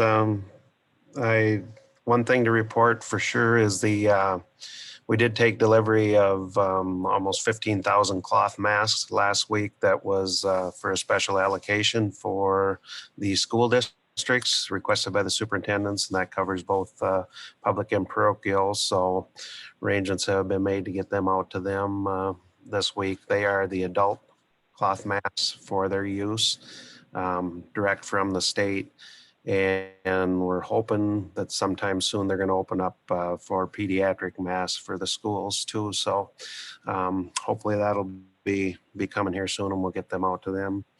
Other than that, it's they don't have anything additional more to report than what Patrice had said for the incident management team. So we do have a few mayors that have reached out to me, mainly just questions and answering. And we did have one pick up some masks to distribute to some other citizens at an event that they had. So I think the information is out there to them, and I think they know how to reach us if they need anything, but we're there and hopefully provide them the information they need. Tom and McDonough, if I might ask about the masks for the school district, the school districts, and that would include West Dubuque too, I'm hoping. Yeah, all the school districts, public and parochial in Dubuque County. Okay, super. And then are those covered by the FEMA grant or the state of Iowa grant? It was a direct allocation they requested through me from the states. So it shouldn't have to go through Megan or anything here with our reimbursement. It was just how many do they need and send the number in, and hopefully they get what they want. So it was direct distribution through EMA to the school Right. district. There's some concern that the students who chose virtual only in the school districts may not have gotten masks. I don't know if you are aware of that. Obviously, this would be intended to be a mask for every member of the school community. Right? And I believe that the school districts do have masks for students, and are they providing, some of them are providing, still providing meals for them. So I'd have to double check and make sure that they're available. But I know the school districts make every effort to treat the students that are at home the same as the students that are coming to school. So just from our meetings that we have with them. Can you just ask that? I don't necessarily know the answer, but just it's come up a time or two, just a wonder. So if you're asking that in your capacity, I think that's sufficient. So thank you. I will follow up on that, Ann, no problem. Okay, thank you, Tom. Any questions for Tom Berger? Okay, thank you, Tom. Appreciate it. Thank you. All right, next up, we'll go to Ed Raber for an update on testing. Thanks, Chair Baker. This is Ed Raber. Some of this has already been covered, and I think Diane Pape Freiberger is on the line from the Board of Health. She's going to probably give a little bit more detail about an event that we had been facilitating for the last couple of weeks in Dyersville. So I'll let Diane do that, but just as Supervisor McDonough noted that the influenza weekend drive-through clinic didn't totally max out the number of potential doses. I think that's the same thing happened in Dyersville with the Harding drug COVID testing there as well. Sometimes that's the way it goes. I certainly appreciate all of the partners in the Dyersville community that partnered on that, including the Chamber of Commerce and the city and Harding doing their own thing. So not for a lack of outreach at the local level. I wanted something that doesn't appear to have been brought up yet. I had reached out to Union Pharmacy, a local company that has a pharmacy facility in Dubuque, Union Family Pharmacy on Central Avenue. They also have the prescription shop in Dyersville, but at Union, they had been the first of the pharmacies to do the self-administered test opportunity through eTrue North and through the Federal Health and Human Services Department. They're taking a break from that. That's the reason that they have not been on the list the last one or two times. They were fairly busy, but they've realized that there's a number of other partners providing that. And Eric Nightingale indicated to me over the weekend that they're focusing on flu clinics and doing some outreach in their neighborhoods and preparing for an ultimate delivery of some kind of COVID-19 vaccination that may have some special storage properties. So they're trying to prepare their facility for that as a potential partner for that.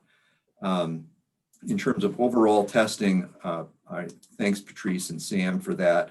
I'd like to note that testing in our county the last week here is the highest level of testing that Dubuque County has ever had. There were some days that exceeded 1,000 tests. Just overall, a lot of testing that is going on in the county, including those opportunities like that little pop-up, but that's not most of it. It's mostly being done at our Test Iowa sites and at our medical clinics. Compared to taking a step back away just from the testing, if you're looking at active cases, some of the websites that I reference show just as Samantha's slides tried to show the difference between the total number of cases and those that have are no longer considered contagious, or they call them recovered. Dubuque County is still at its peak in an upward slope. We actually are essentially in a dead heat for the number of active cases. We're tied for second in the state with Woodbury County, the Sioux City area. They've had significantly more cases over time, but never, they were spread out at the beginning. So we have about 1,600 or so active cases in our county. The only other county larger than us is Polk County, with about 2,300, and they have 5 times our population. There are trends in some of our metro or micropolitan county partners that peaked after school started and then have been on a down slope.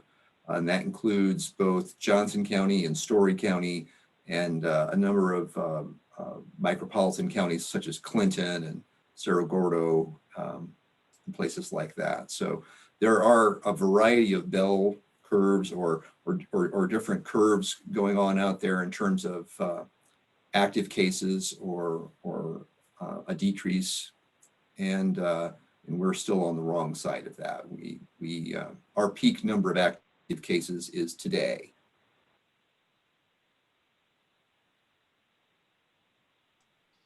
So I'm not muted. That was the end of what I had to say. Thank you. Thank you, Ed. Any questions for Ed Raber regarding testing? Go ahead, Ann. Ed, I do have a question, 2 questions, but I know that we are high in the numbers of positives, but I'm wondering how are we doing with the rest of the state in terms of testing capacity?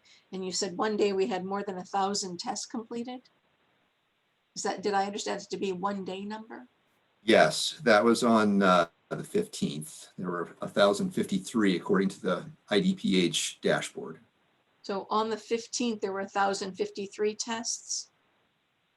Do you know? That were reported that came through, yes. Right, but those were not all new tests for purposes of calculating that rolling positivity that we see in the media, correct? So I don't know on that day how many positives were reported in the local press. Do you know?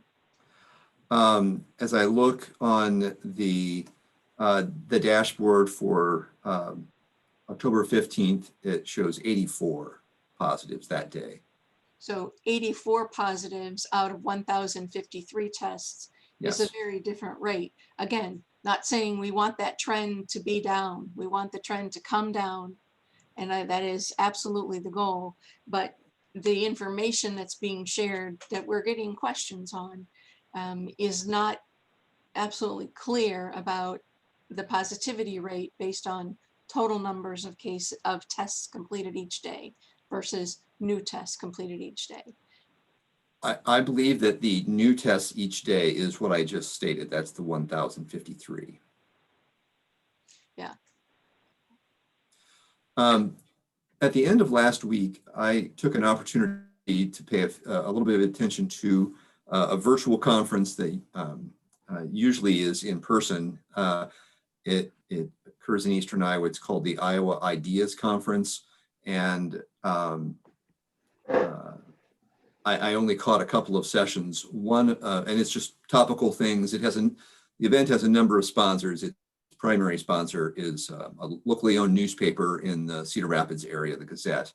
One of the sessions was a panel discussion about COVID data, and I thought that was very interesting. The individuals or people that are engaged with that COVID data, one of which is a faculty at the University of Iowa Public Health Department, and some of the other people that actively maintain some websites. So those sessions were all recorded. I don't think that one has popped up yet, but it's supposed to be all of the sessions. So I will share that link.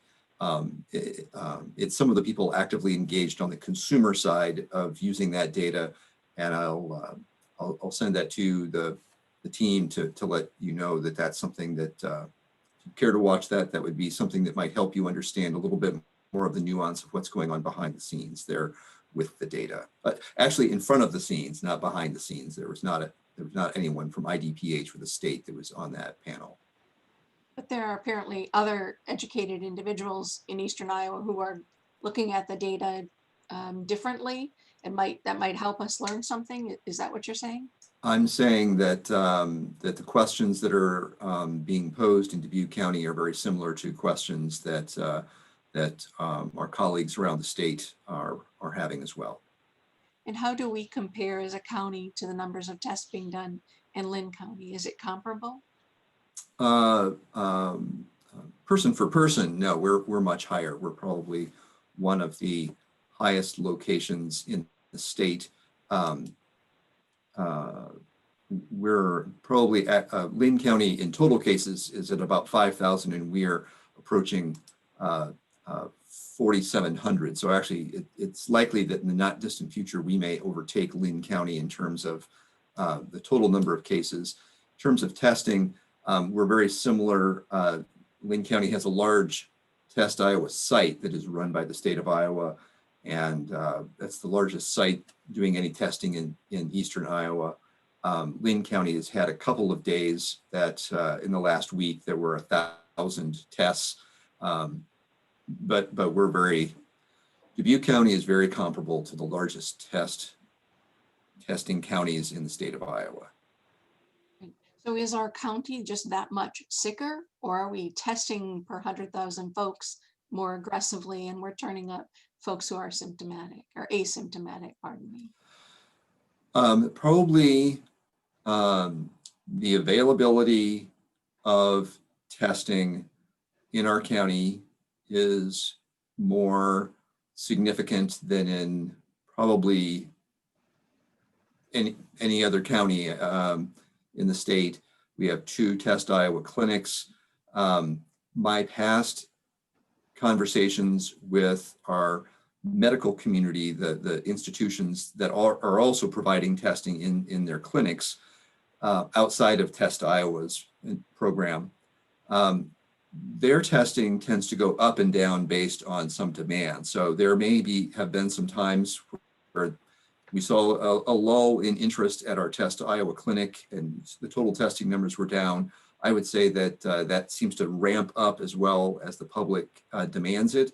And so I don't have a breakout of how much of those tests were done at a Test Iowa clinics that we have in Dubuque County, or how much of that was being done at the various pharmacy options or at medical clinics. But my guess is that the medical clinic component is also higher than what it had been 3 weeks ago. So people are utilizing those resources robustly in Dubuque County.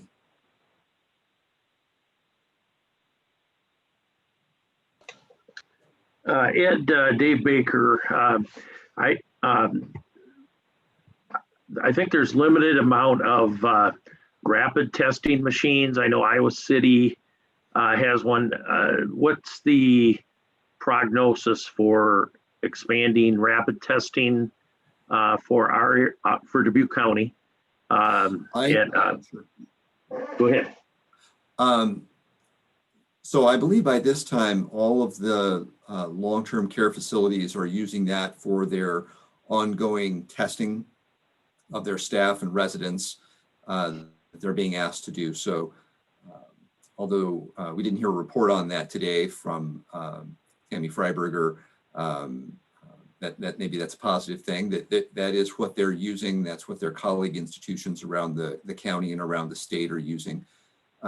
We had asked, the county had asked for an antigen test device that's been delivered to the VNA, and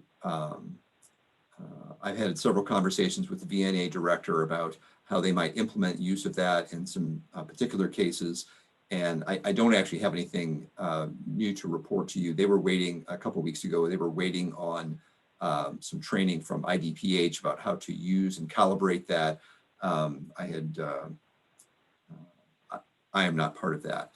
But they were looking at trying to use that in an effective way to reach out to some populations that they were seeing perhaps in home or other cases that might have limited ability to utilize some of the other outlets. So hopefully in the not distant future, we'll be able to get some sort of update on that from the VNA. I don't have one for today, but I have talked with her about that. And hopefully that's something that will not make a big, the capacity of that device is only about 30 tests a day.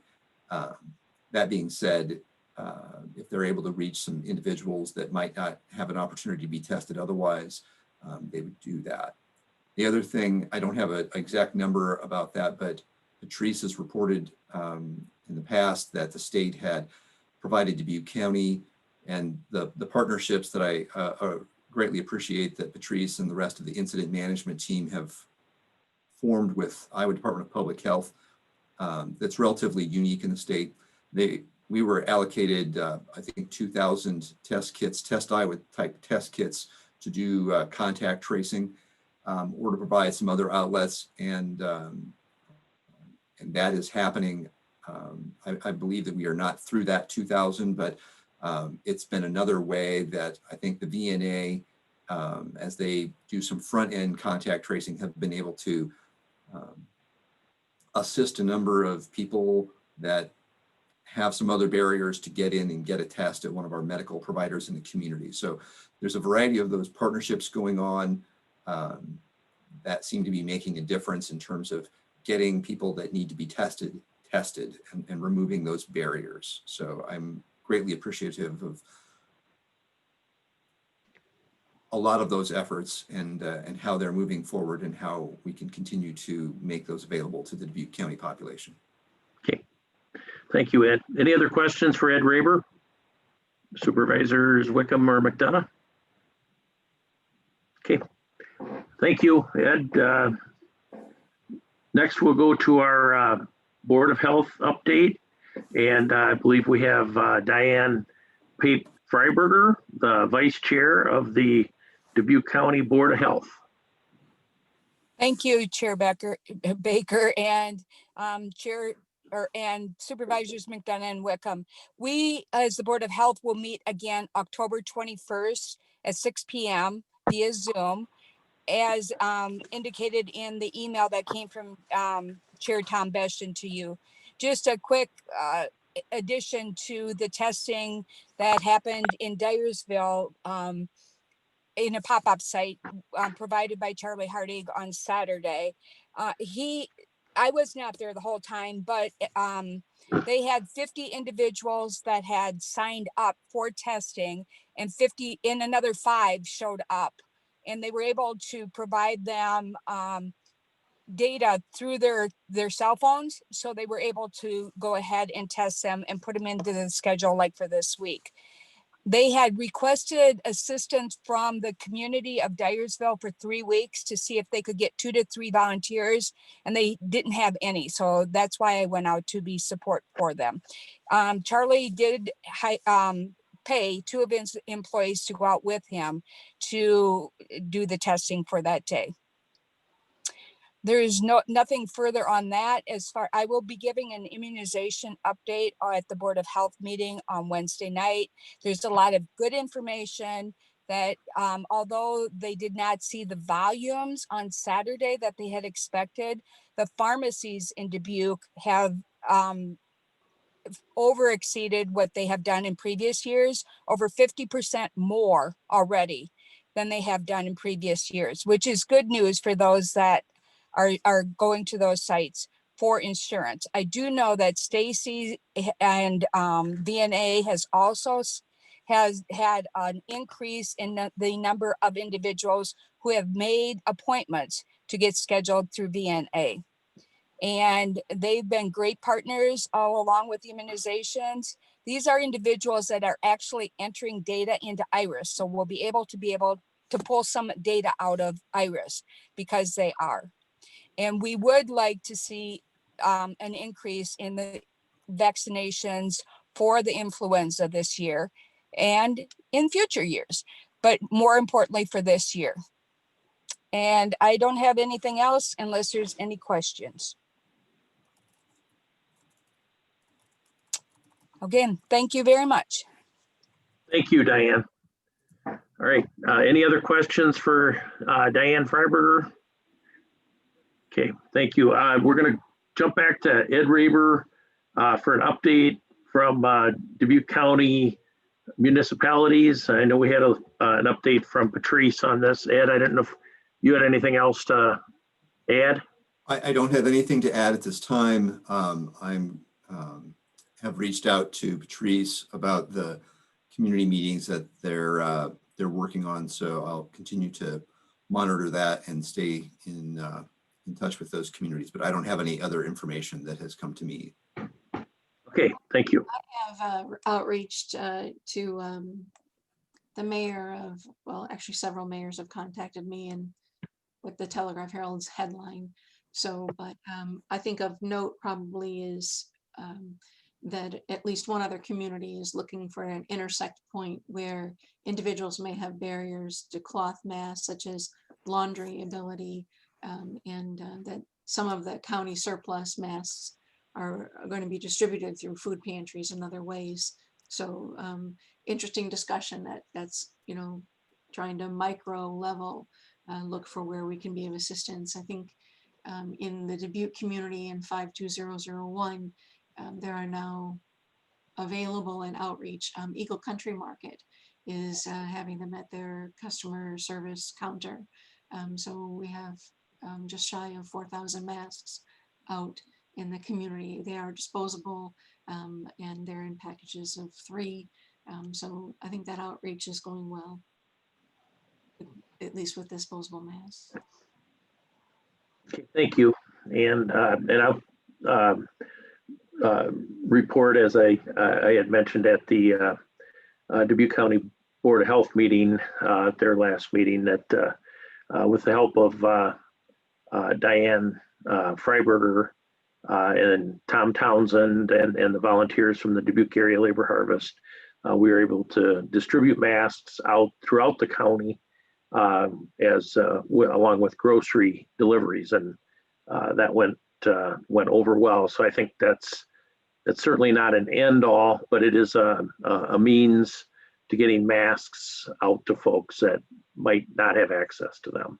But that's just a small piece of the puzzle. So, okay, if there's nothing else, then we'll move to the next part of our agenda, which is procurement procedures, receipt of bids for the Courthouse elevator modernization project. With this, we would need Chris Soder, our maintenance superintendent, and Don Sherman as well. So Chris, I don't know I know Chris is on, so if you have any comments. Not at this point. This is Chris. I'm just waiting to open the bids and we'll go from there. Okay, and I'm operating remotely today, so somebody will have to, from the courthouse, will have to keep us posted here. So. Yep. Yeah, Dave. Yes. Can you hear me all right? This is Mary Hobble. I can hear you, Mary. Dawn is not here. Okay. Dawn is not here, so I'm opening bids. We had 2 bids. The first one is from Ports and Construction.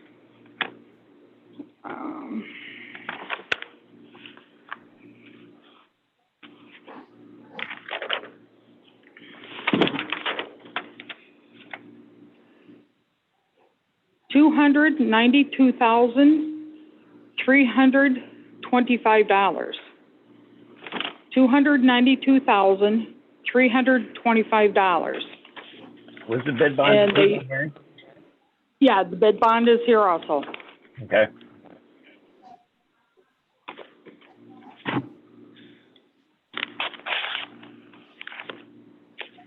I'm flying solo here, so.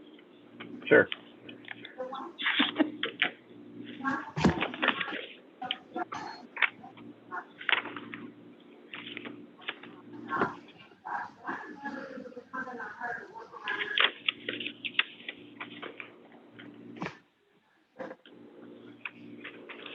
The second bid is from Tricon General Construction in the amount of $286,000. $286,000. And they also had the bid bond. Okay. All right. Ask my counterparts for a motion regarding the bids. Make a motion to receive the bids and to forward them to Facilities Manager Chris Soter for review and to bring them back to the Board of Supervisors for possible action. And I will second that. Okay, motion made and seconded. Is there any discussion? All in favor of the motion signify by saying aye. Aye. Aye. Aye. Carried 3-0. Okay, so go to the next part of our meeting, public comments. At this time, anyone may address the board on matters which are of concern to that person, which are not agenda items. Please go to the podium, state your name and home address. Please be aware that the board is limited in their ability to respond to such inquiries, and Iowa Code prohibits the board from deliberating or acting on items not appearing on the agenda. So we would rely on chat, a message in chat, or raise your hand on Zoom. And I'll give an appropriate amount of time for that.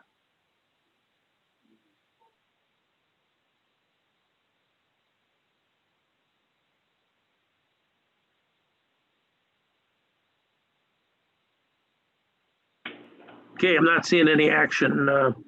So our next meeting, I believe, is would be our regular meeting next Monday. So I would ask for a motion for adjournment. So moved. So moved. Second. Motion and a second. Oh, okay. We have as we did that, question came up. So let me review that. Let's see. I have a question. Carol Chesterman. Okay. Can somebody unmute Carol Chesterman, please? Hi, this is Carol Chesterman. Can you hear me? Yes, Carol, go ahead. I'm sorry, I had my hand raised, but you must not have been able to see. Yeah, I can't see that on my computer, so I'm relying on staff to let me know. So go ahead. What I'm asking about is, I am wondering when the Board of Supervisors is going to again bring the mask mandate for the county back on the agenda. We've had 9 deaths in Dubuque County since October 2nd. Our positivity rates, as we've heard today from Patrice, from Ed, are excessively high. We're in the red zone, according to the White House task force. It also states that we have needless deaths in Iowa. And I can appreciate Patrice Lambert talking about the mitigation efforts that they're going to do with the small communities. But we know since the positive cases have been released, according to zip code, that we have a lot of corona out in our rural areas. So I guess my question is that going to come back on the agenda again? Are we going to look at a mask mandate for the county? Okay, thank you for your input. Carol, could you give us your address for the record, please, also? Yes, I live at 16719 Chesterman Road, Piasta. Okay, thank you very much. All right. This is a public comments section, so we're not allowed to engage on this as it's not an agenda item, but certainly your point is raised, and if a supervisor wants to place it on an agenda or a work session, or they would be able to do that. So thank you for your comments. All right, any other comments? Okay, I don't see any others. So again, we did have a motion to adjourn with a second. All in favor signify by saying aye. Aye. Aye. Aye. Motion carried, adjourned at 11:11 a.m. Thank you all and have a great day and be well.